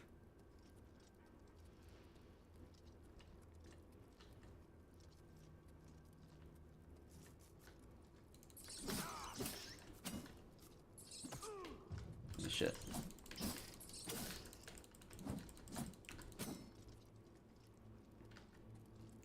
This is a riveting gameplay. Oh wait.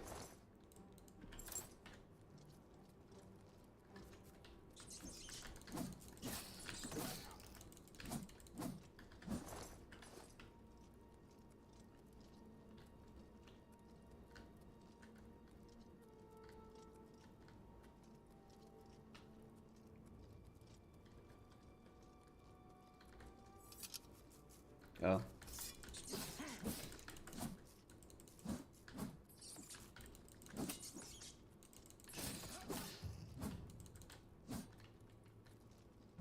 There we go.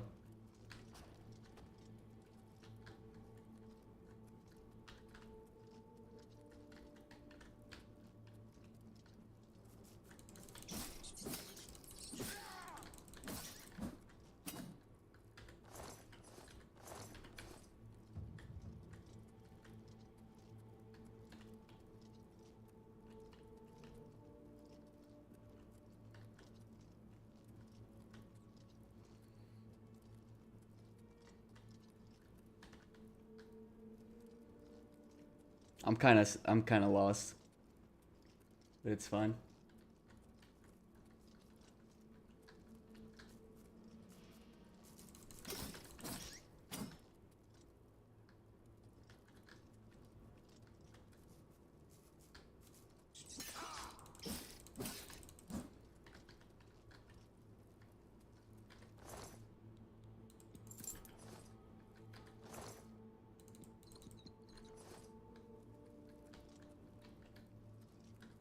Yeah, I do this sometimes. I watch sometimes I watch like alien videos.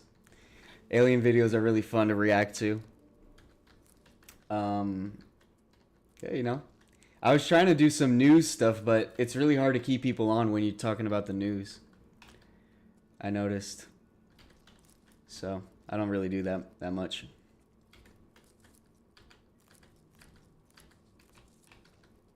Gaming is fun too, so I'll probably end up playing a bunch of games doing this.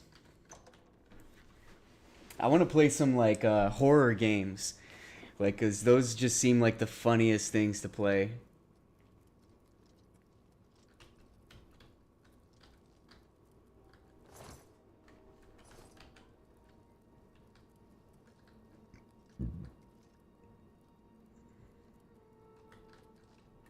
How do I crouch? Oh, that's how you do that. I'm about to fuck this guy up. Come here. Yeah.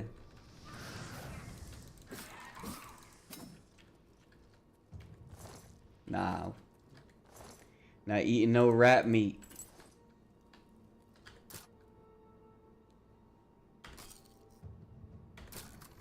There we go.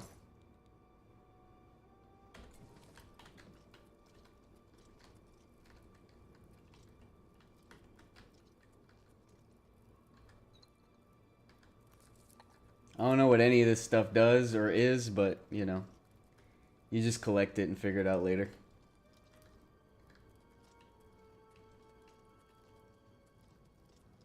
Watch this. Boom! Boom!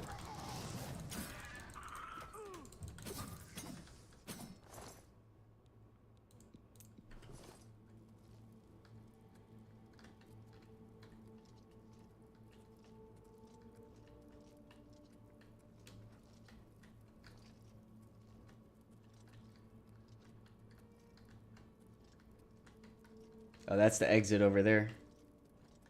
I feel like something might be over here, though. Oh, wait, never mind. That was just right here.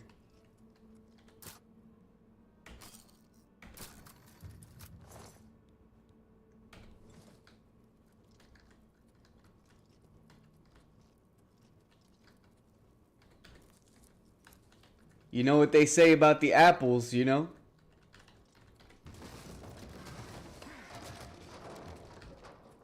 Apple a day. I took their apples and look what happened.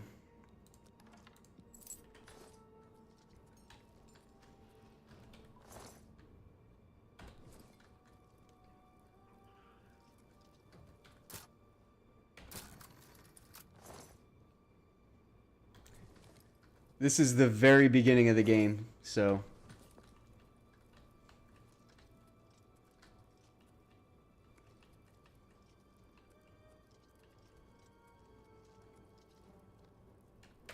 Hey! Come here.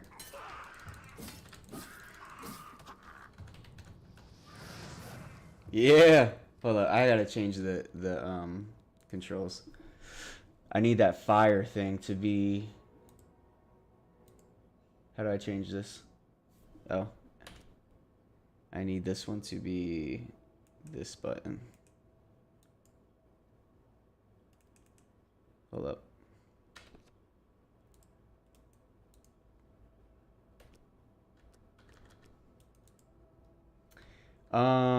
Oh wait, it's this one. Okay.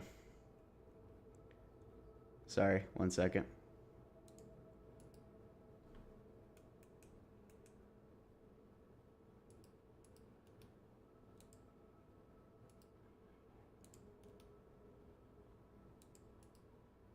All right, there we go.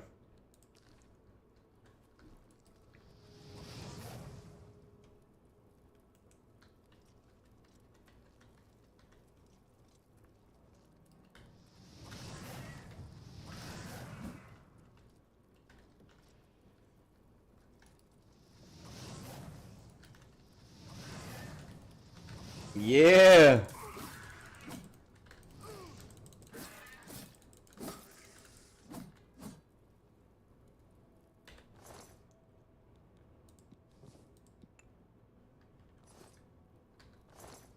I could sell that.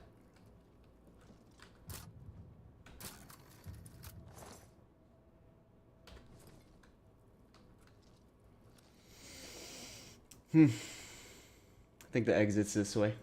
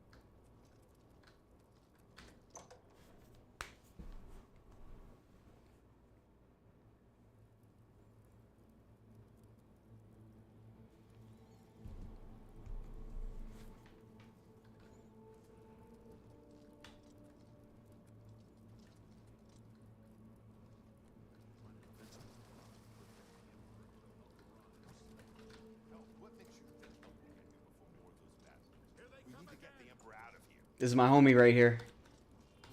Oblivion take you. You're lucky I like it. Otherwise, you'd be dead already.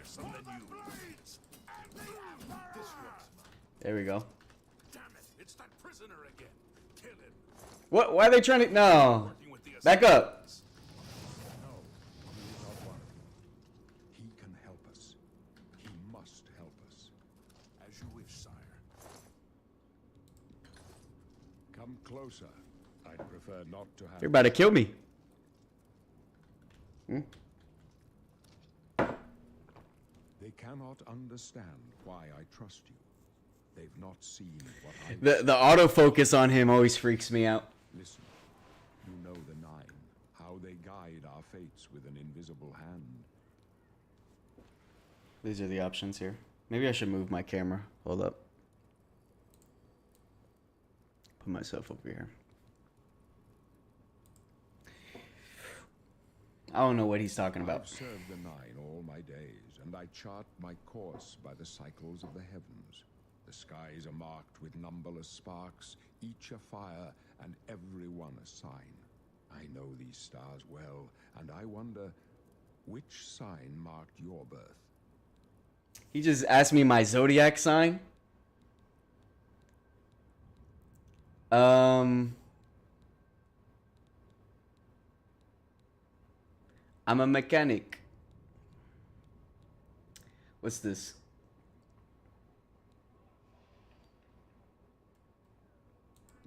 This one, I'm gonna pick the Lord. I don't know. See, when they make me pick shit, it just like I can't, bro. There's too many fucking options. I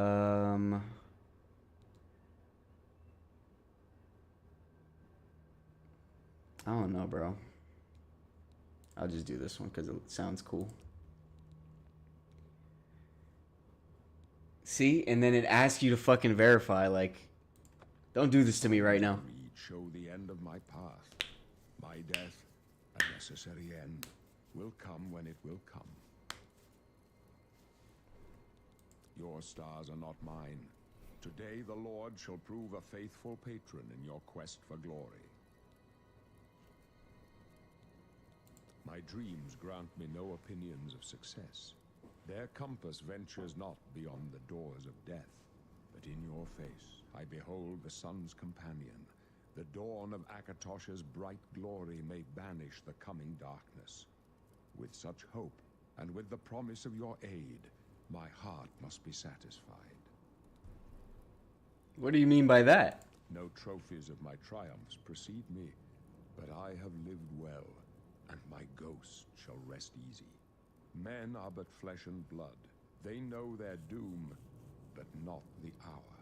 In this, I am blessed to see the hour of my death, to face my apportioned fate, then fall. You shall follow me yet for a while, then we must part. You may as well make yourself useful. Carry that torch and stick close. So this is a king. I don't know what these two options are, but We're the Emperor's bodyguards. Our job is to get him out of situations like this. this is the emperor. Things are not going according to plan. They didn't really explain it. They just broke me out of prison. I think like My job is to make sure the Emperor 10 minutes ago. gets out of here alive, and I intend to do it. Okay. So all that for what? Stick close and let us do our job, and you'll be all right. All that talking for nothing. He's holding us up. We got places to be.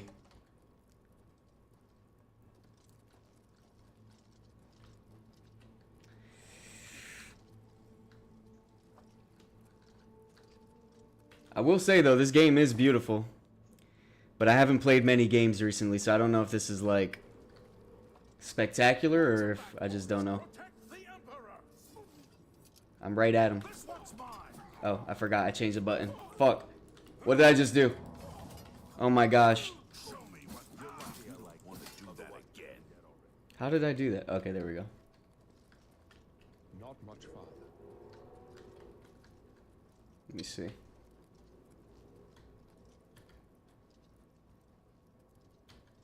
Damn, man. Hold up.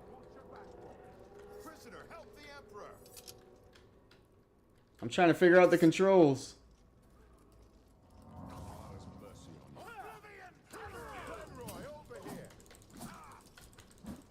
That's not smart.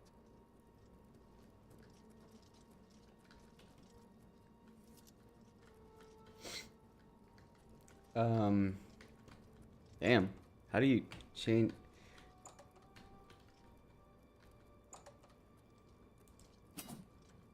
All right. Hold on. Don't like this. Let me take a look. Oh, that's how you do that. Okay. Star of the West. I don't know what either of these two do, but I'm gonna stick with the fire. Looks clear. Come on. We're almost through to the sewers. Actually, let me check this out. What does this do?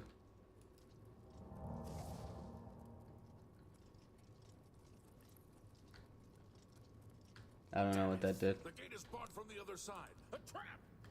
What about that side passage back there? Worth a try. Let's go.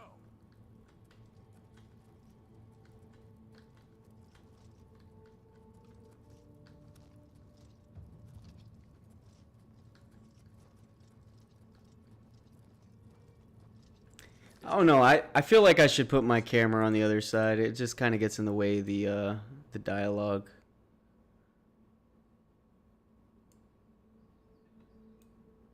Or maybe I can mirror it. Sorry. Technical difficulties. Transform. Oh. No, not that way.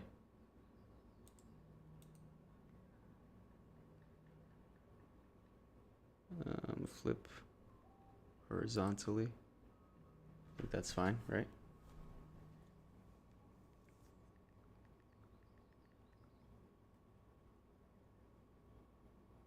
One second.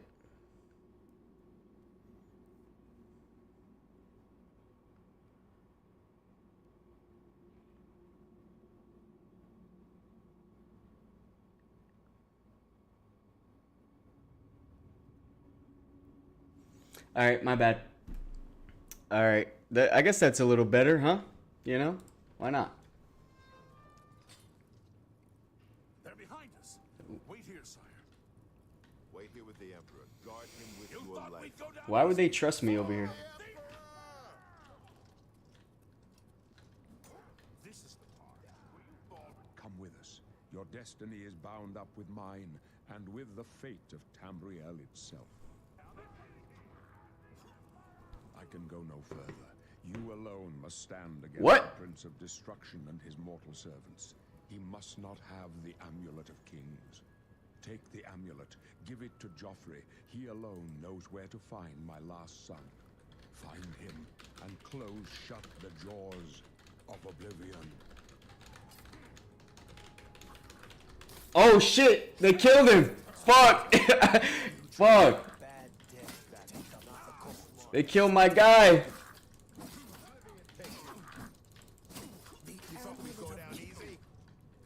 Damn, man. No. Talos, save us. I failed.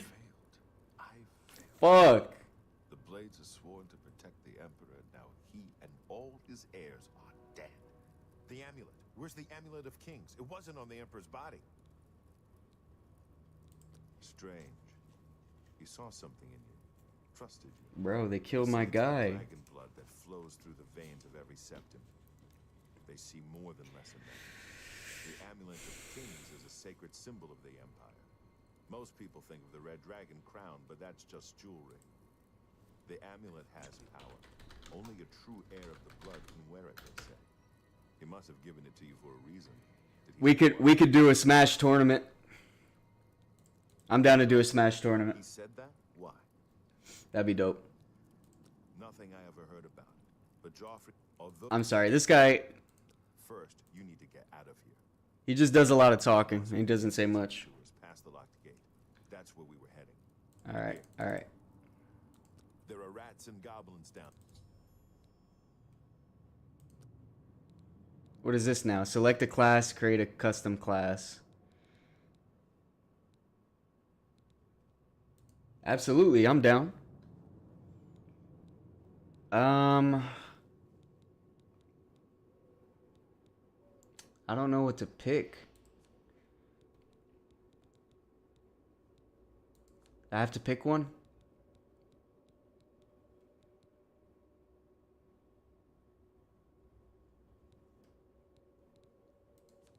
Fuck it. I'm gonna do this one.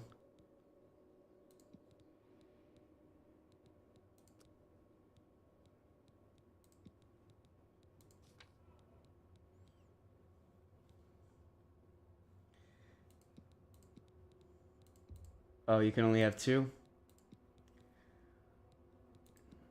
No, I'm gonna do this one and this one.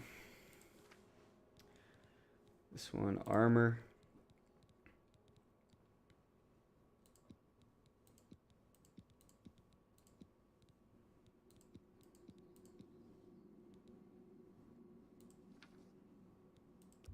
I don't know, bro. I don't really... There's just too much custom... Wait. Let me show you my character. Hold up. I wasn't far off.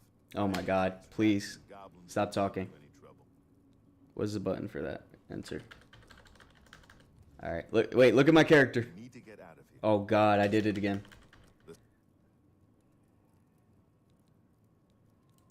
Hold up. Look at this.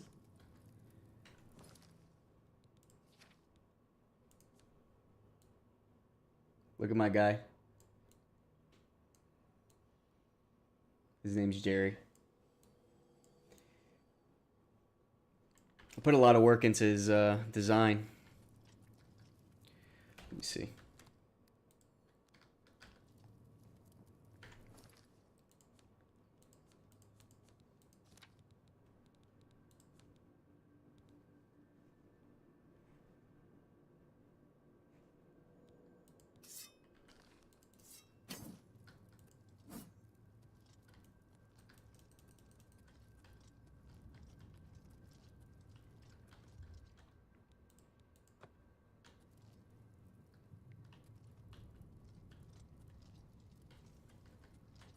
Leave the Emperor in peace. You're right. You're right.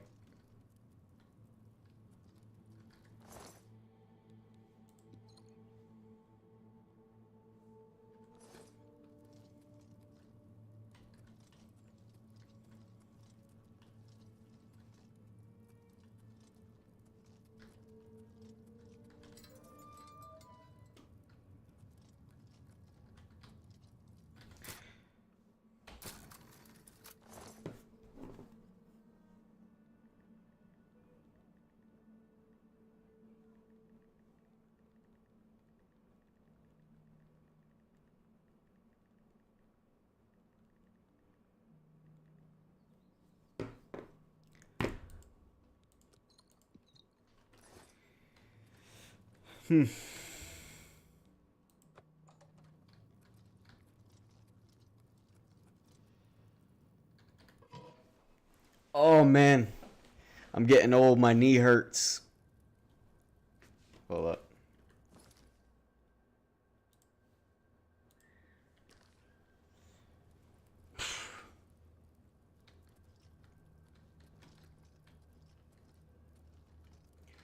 They just made me go through a dungeon. Now, they're making me go through the sewer.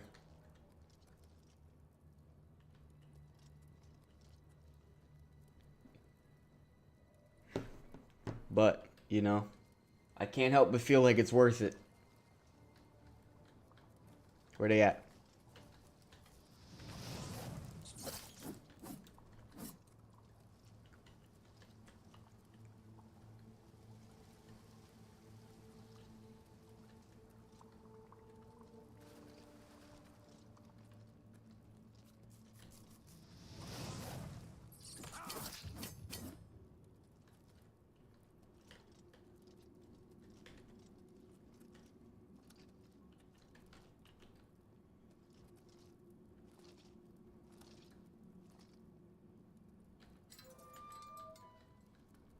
What's down there?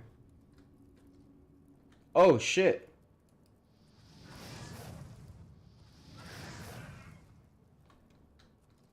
I just fucked this whole day up.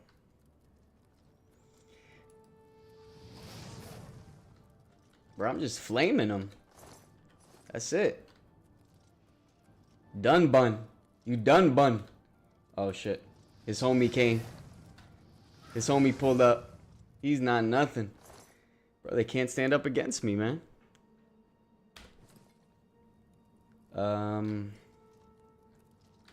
Let's see. No, it's locked. Oh, damn. That's the Skyrim logo. What is this? Oh, edit ident before you... Oh! Why would they do that? Why would they do that to me? Nah, man. We gotta stick with it, man. We gotta stick with it. Yeah, we gotta stick with it. Oh, fuck!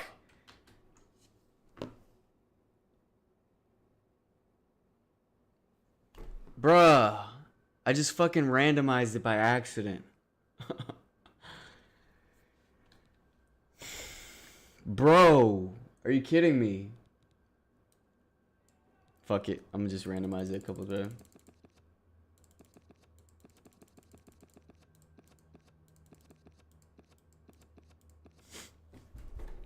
Damn it, man. What the fuck?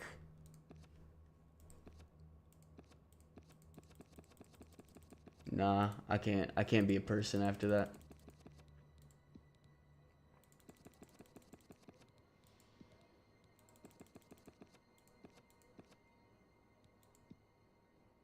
Yo, I'm so pissed, bro. I just put so much effort into that fucking character, and I accidentally fucking changed him. How do I get out of here?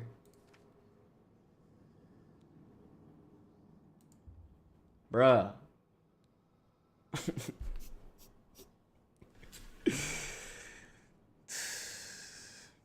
Part of me wants to recreate him right now. I just don't feel like it. No, I don't care.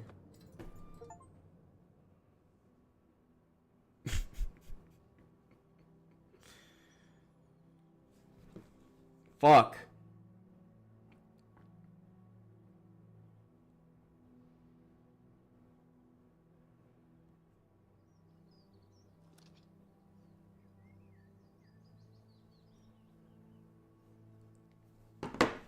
Fuck me.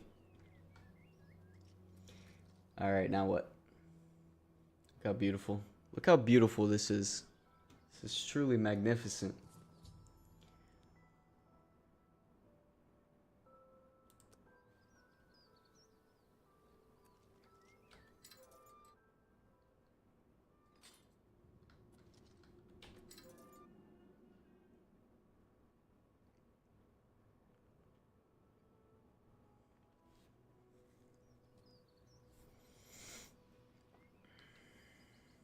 Damn, bro, this game is actually gorgeous. Wow.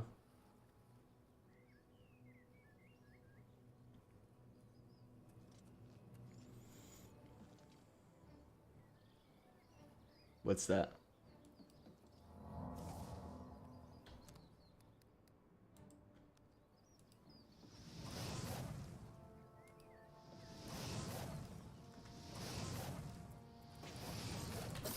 We eating good tonight. Yeah, buddy. Shit.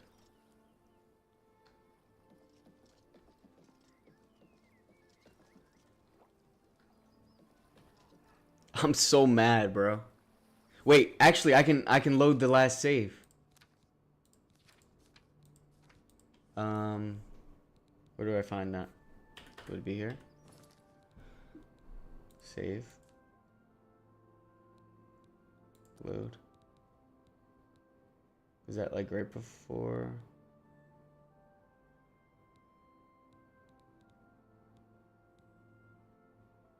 Nah, I gotta go back.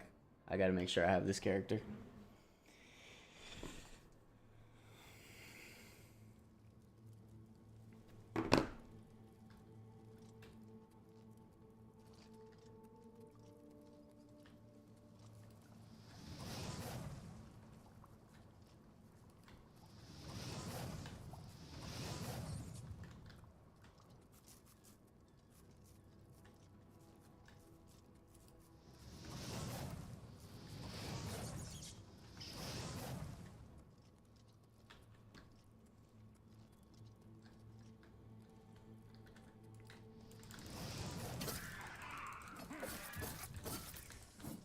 Where's this homie at?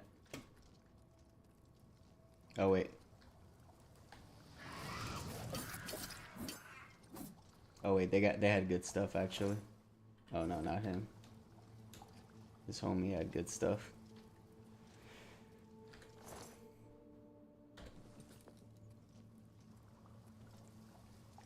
Alright. Now we're getting somewhere. We got our guy Jerry back.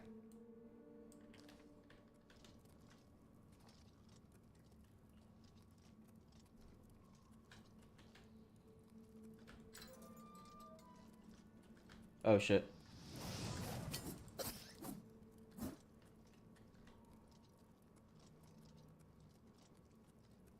Let's go. I don't want to do nothing else but leave.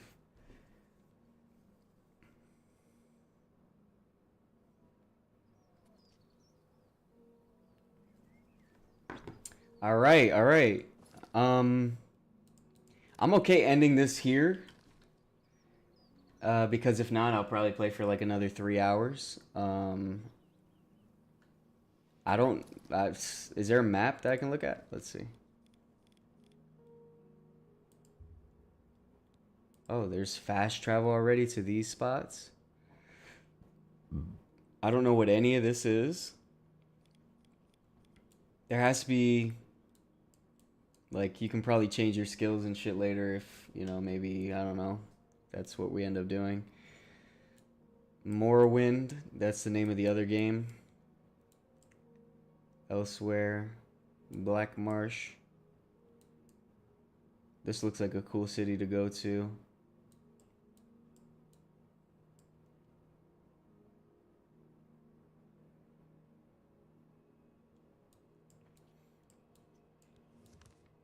Skyrim. That's my shit. I love Skyrim. Well, damn. I don't know what to do from here, so I'm maybe I should just explore a little bit. Let me definitely save it right now. I think this was the save. Quick save. Save game.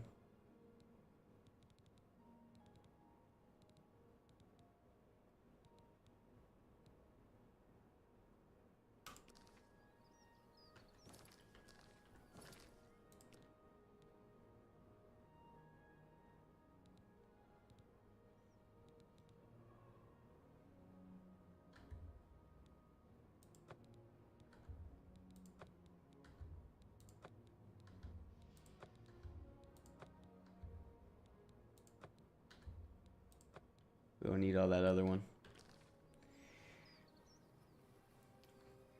Oh, I want to keep playing so bad, actually. Alright, alright. I'm gonna do it. I'm gonna keep playing for a little bit longer. Is there... So, where are the quests? Let's look at the quests. Deliver the amulet. You should take the amulet of Kings to Joffrey at Waynon Priory near the city of Chorol. I don't know what none of that fucking means. Where's Chorol? Yeah, let's travel there. Fast travel. Let's go deliver this amulet. Let's see what happens. Then, we'll call it a night.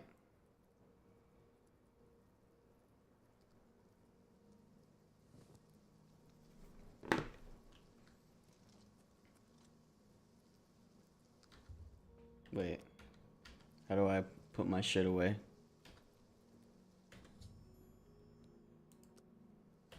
There you go. Go into third person mode. There's Jerry.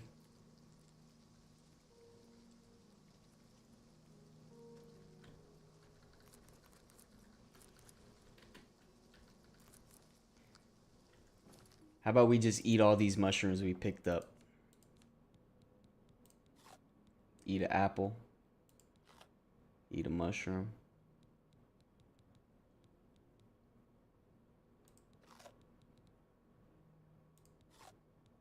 Fuck it. Ah, they're good for you actually. All right, it's in there.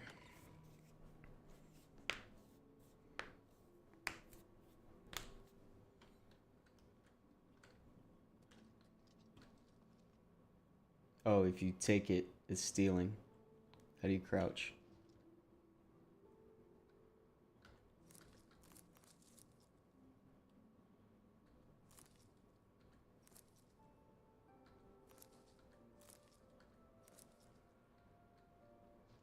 Oh, they saw me. Where they at?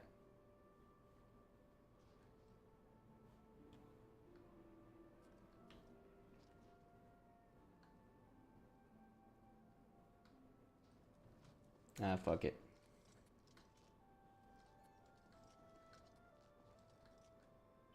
I'm Brother Joffrey. What do you want? He just let me walk into his house. The Emperor sent me to find you. No, I brought you the Amulet of Kings. No one but the Emperor is permitted to handle the amulet. Yeah, he gave it to me. By the Nine, this is the Amulet of Kings. Who are you? How did you get this? What do you know of the Emperor's death? I'm Jerry. As unlikely as your story sounds, I believe you. Only the strange destiny of Uriel Septim could have brought you to me carrying the Amulet of Kings.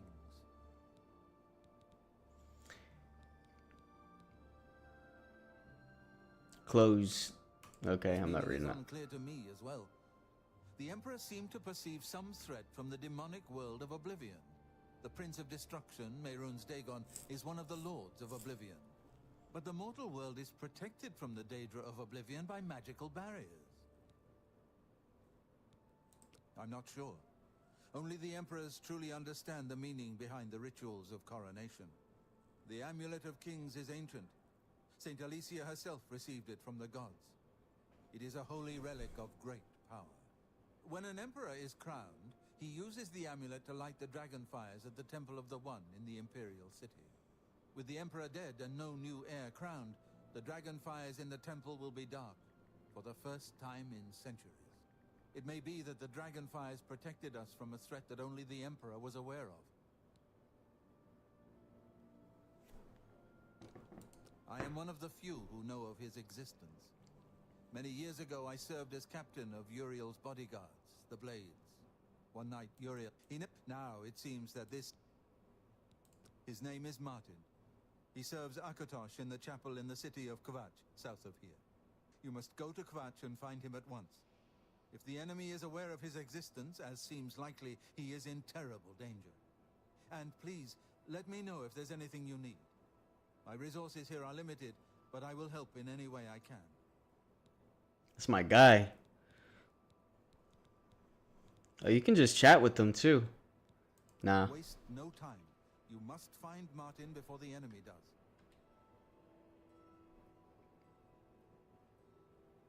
Damn, bro. He's so majestic in the light.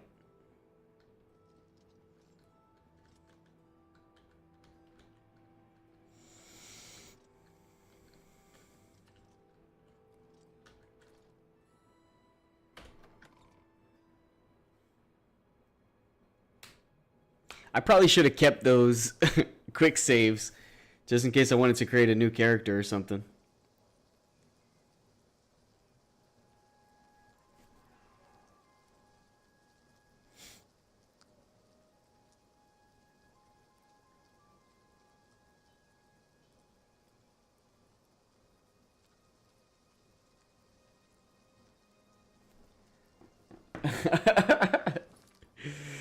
Everybody smash that like button and subscribe. Who the fuck is this guy? The fuck? Yo, John, look at my character. His name is Jerry.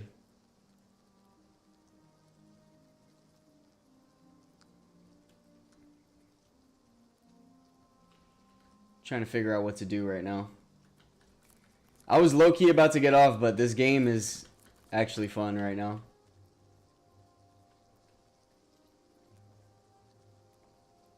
Oh no. Let me run over here, see what's over here.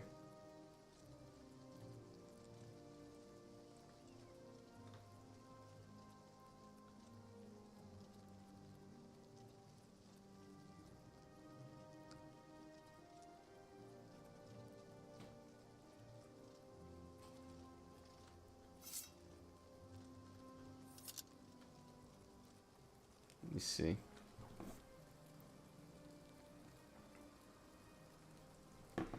I don't know. He looks like a Jerry. He looks like a Jerry.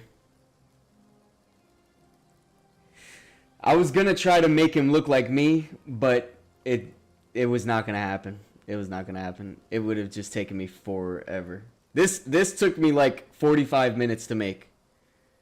And I think he's perfect.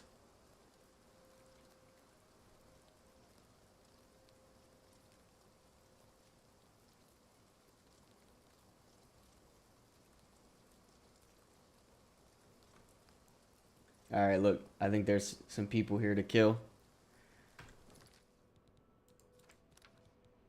That's what we're gonna do. Oh, shit.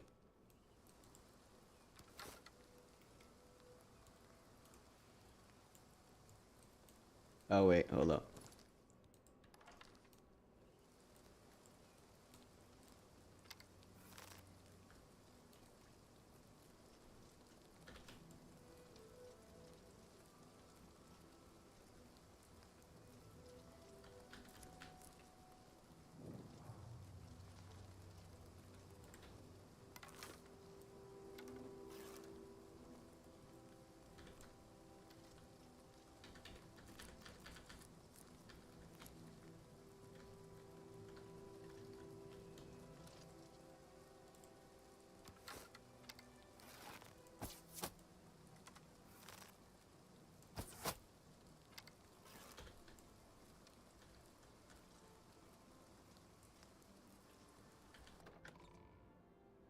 All right, fuck it. One more thing. One more thing and I'm turning it off.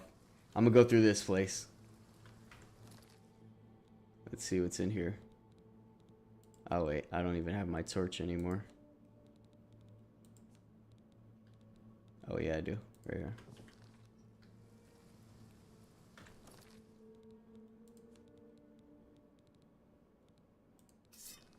There we go. Oh, damn.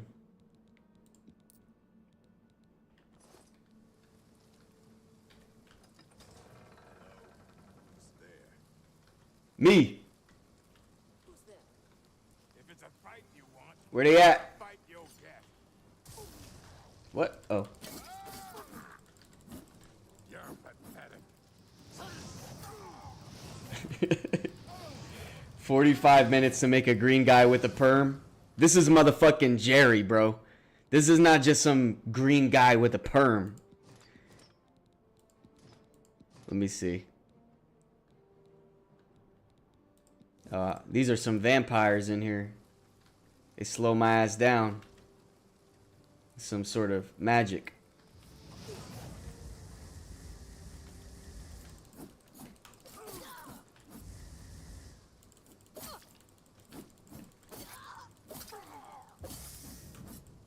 Damn. Let me see, because I think he had better armor.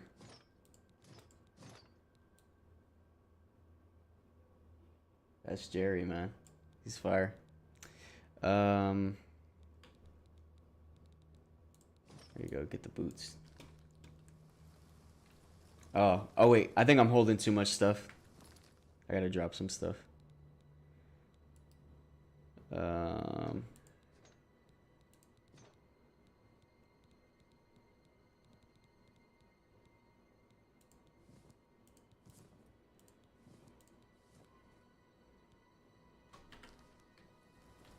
There you go. Oh shit! Let me turn this shit down.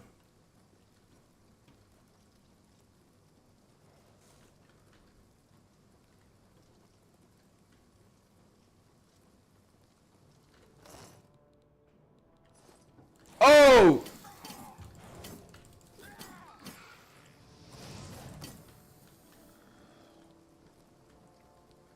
My bad. I don't know if that was too loud. I got this shit kind of loud over here. Okay.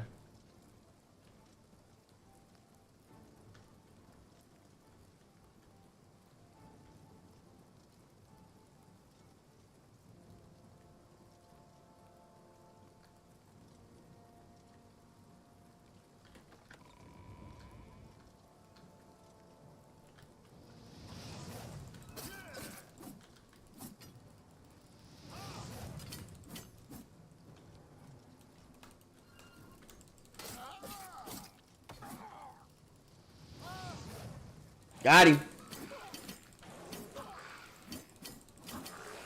Oh, they're about to kill me. He's about to kill me. He's about to kill me.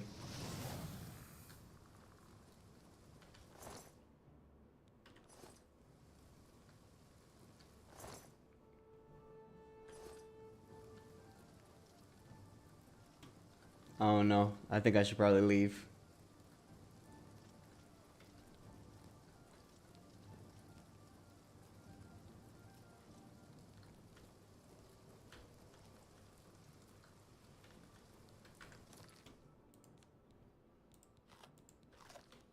Eat some apples, you know, to restore my health.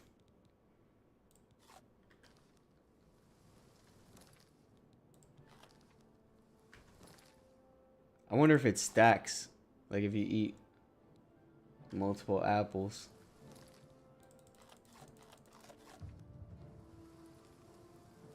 No. No, this is solo. This is solo. But I am down to play some online shit. Like I have Marvel Rivals, which I was playing for a while with my uncle and my cousin. That is fun. And I'm trying to play some excuse me. Ooh. I'm trying to play some what's it called? Like horror games. And there's a few other games that I want to play. But this one is solo. This is what is it called? It's called Oblivion. It just came out like a day ago. It's like a prequel to Skyrim. Let me check my character. Because sometimes when you fight vampires, you can get the vampire sickness. I don't know where you check that though. But I hope I don't have that. Vampire AIDS.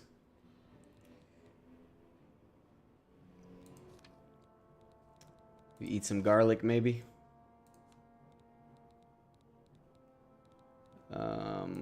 Where's the thing I just had? Anyway, I'll do it later.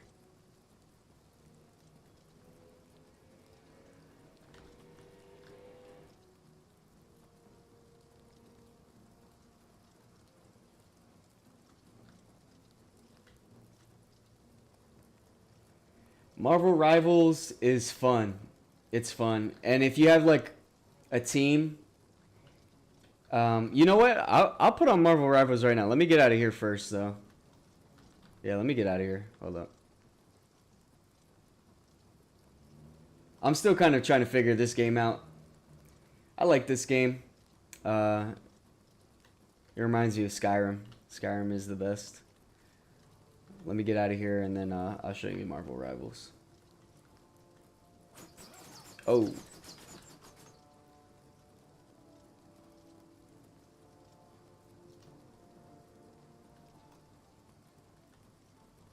I'm down to play some Call of Duty. I don't have it right now, but I'm down to get it, to play it.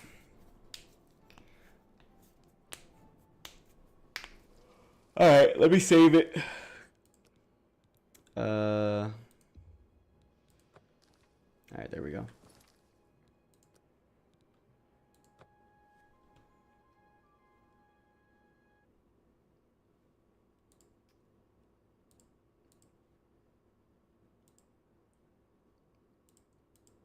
One moment.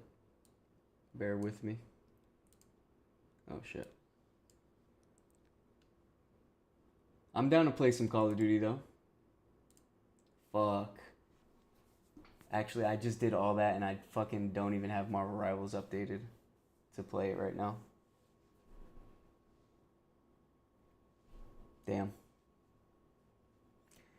Well, let's see if it takes too long or if it says it's going to take too long, then I'll just put the game back on.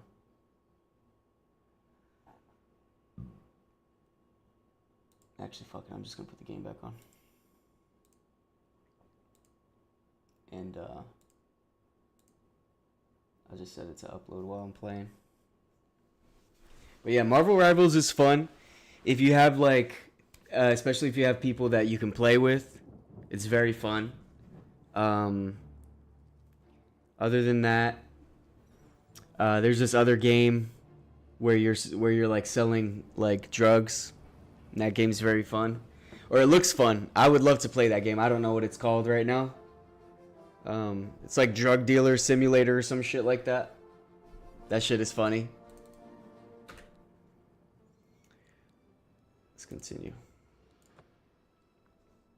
And then there's yeah, I mean, some like I want to play horror games. Horror games look really fun to play. Yeah, those are the main ones.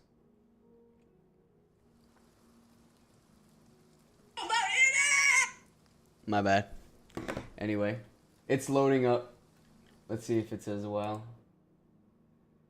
Yeah, that shit's gonna take a while. It says 30 minutes. I'm probably not gonna stay on that much longer.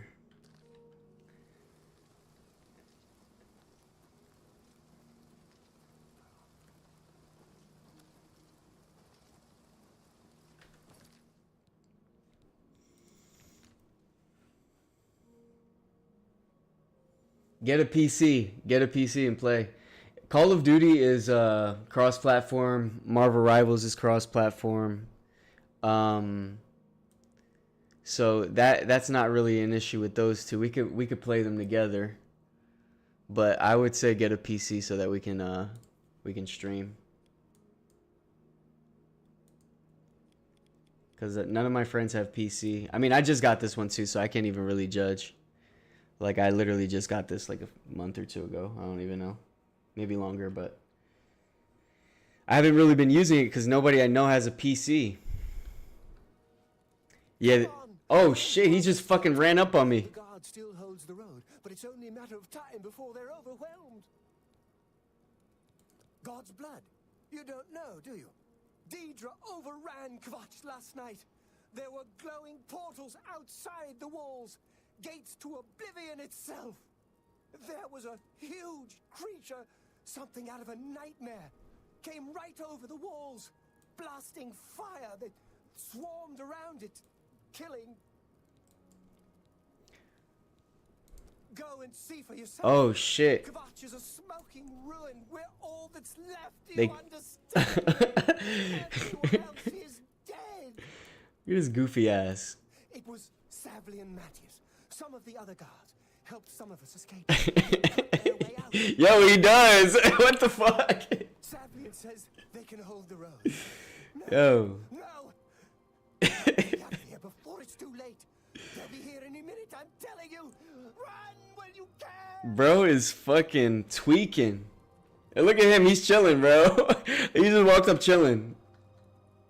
What's up? What you mean, bro? Persuade him for what? What are we persuading him for?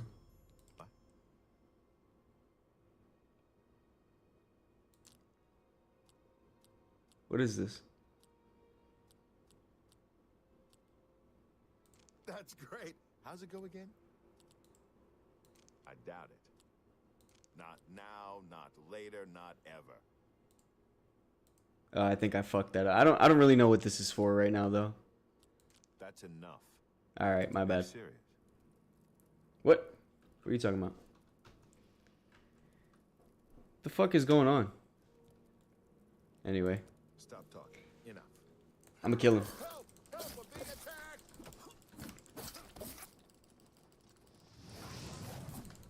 Oh, he's strong though.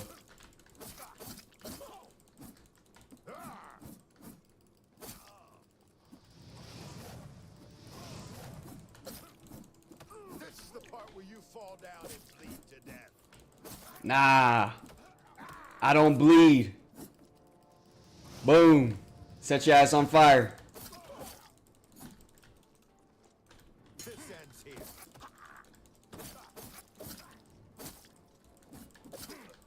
Kill his ass for no reason. Cold-blooded.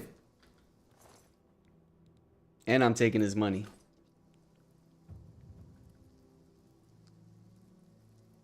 I don't even know why I just did that, honestly. Anyway. No, I don't know why I did that. Honestly, I should not have done that. Now I gotta kill a white person too to even it out. Where are they at? Nah, she's sleeping.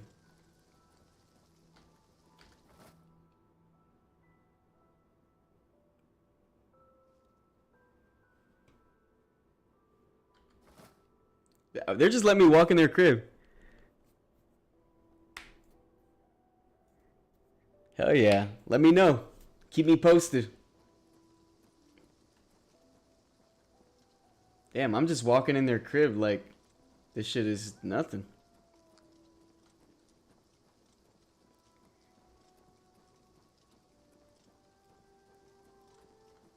Let's see, who's this?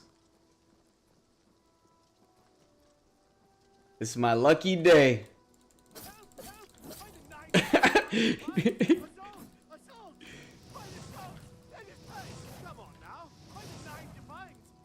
No, how come I can't fucking kill this guy? You see that? The line is dead. The covenant is broken.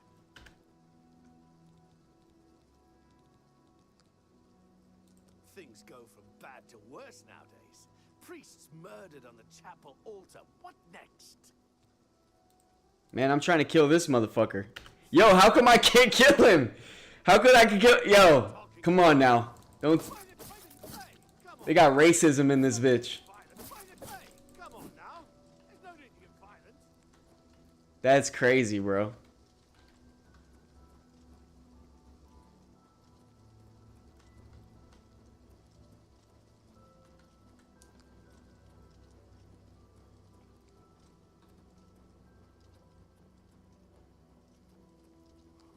I don't even know what to say.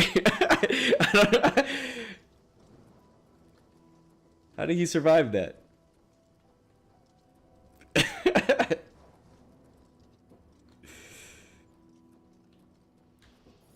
Anyway, let's walk up in here. This looks like a. This looks crazy. This looks crazy right now. Let me put this torch away.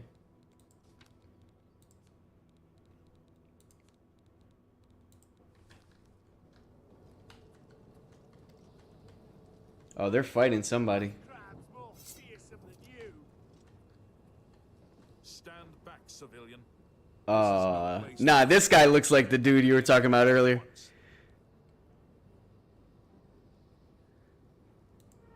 That's fire, bro. We lost the damn city. That's what happened. It was too much. Too fast. I'm gonna kill him as soon as he stops talking. He's dead. He's done for. Get everyone out. There are still people trapped in there. Some made it to the chapel, but others were just run down in the streets. These men are still holed up in the castle, and now we can't even get back into the city to help them. With that damned Oblivion gate blocking the way.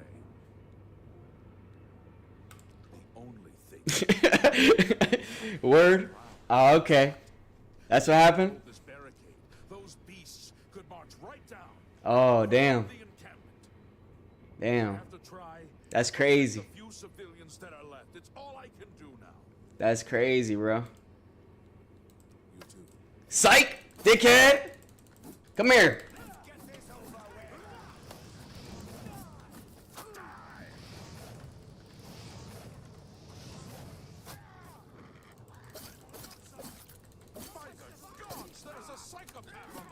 A psychopath.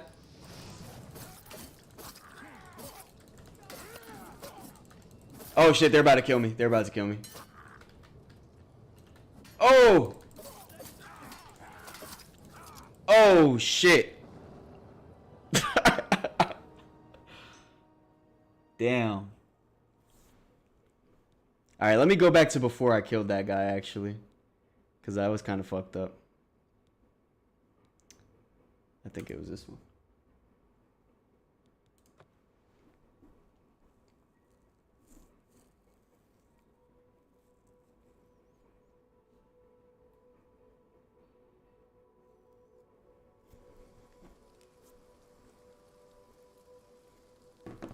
Alright. Alright. In this timeline, I didn't kill that random black dude who walked up to me.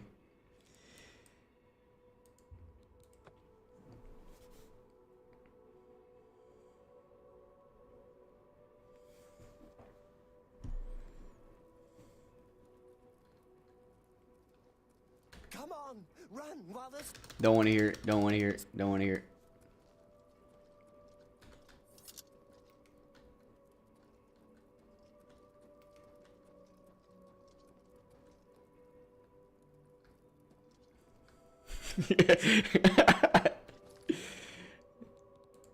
That's facts, though. You don't want somebody like this walking up to you, bro. Look at his face.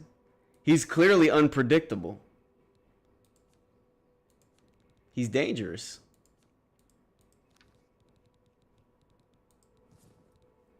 Let's see. Let's do the bow and arrow. Let's go up there with the bow and arrow.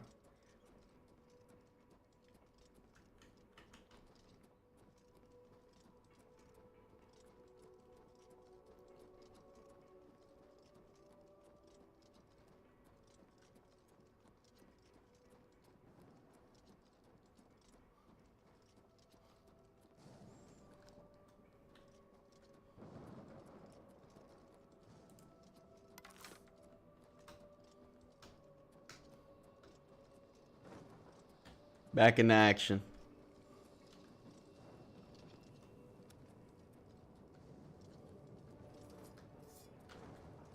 I thought he was trying to fight me. Stand back, civilian. I'm not a civilian. Fuck out of here, dickhead. Goodbye.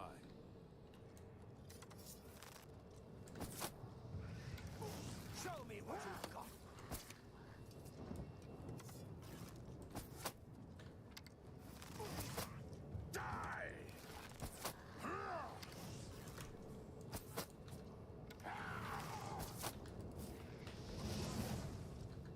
Yeah, give me your money.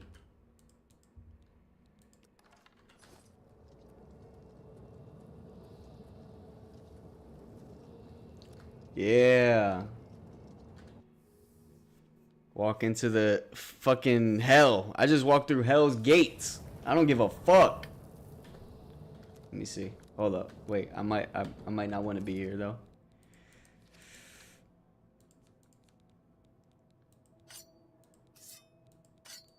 Which one? Let's try this one.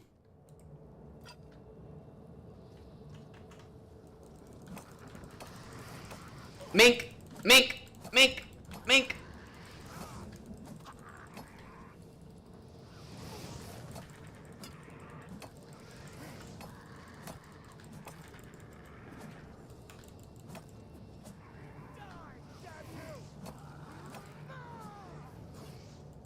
Mink! Cracked his ass. Take the 9. Who the fuck is this guy? Another friendly face. The others taken. They were taken to the tower. Captain Matthias sent us. I managed to escape, but the others are strewn across the bridge. They took Minion off to the big tower. You've got to save him. I'm getting out of here. Oh, he's a bitch. Alright.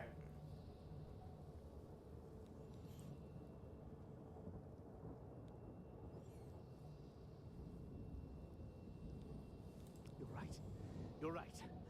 I can't just leave poor Minion to his fate. If he's still alive, we've got to try to save him. All right, lead the way. Let's find Minion and get out of here.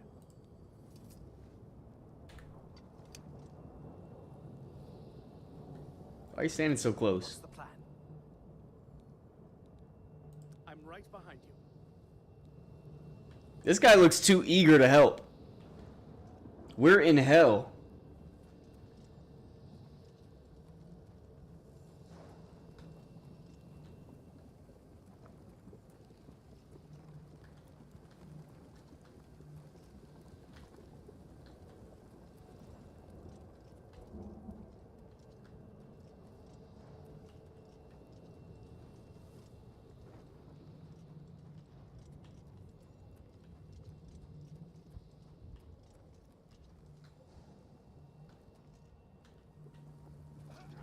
Oh shit.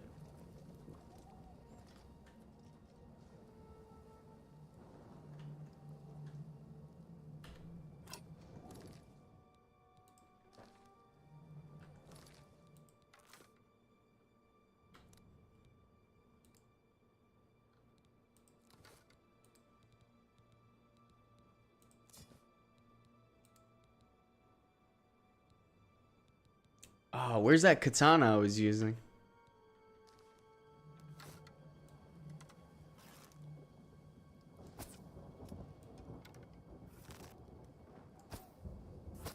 Ooh.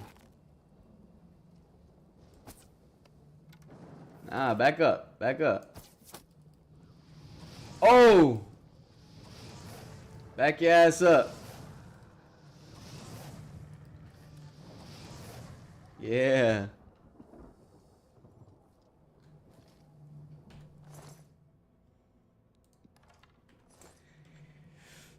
All right. I think before we go any further into this, I'm going to save it and I'm going to go to sleep because I'm fucking exhausted right now and I have to wake up at like 6 a.m. So let's save it here. And for real, close it out this time. I'll leave it open. Nah, I'm not going to leave it open. Excuse me. Good night, everybody. Have a good night. Take care. Adios.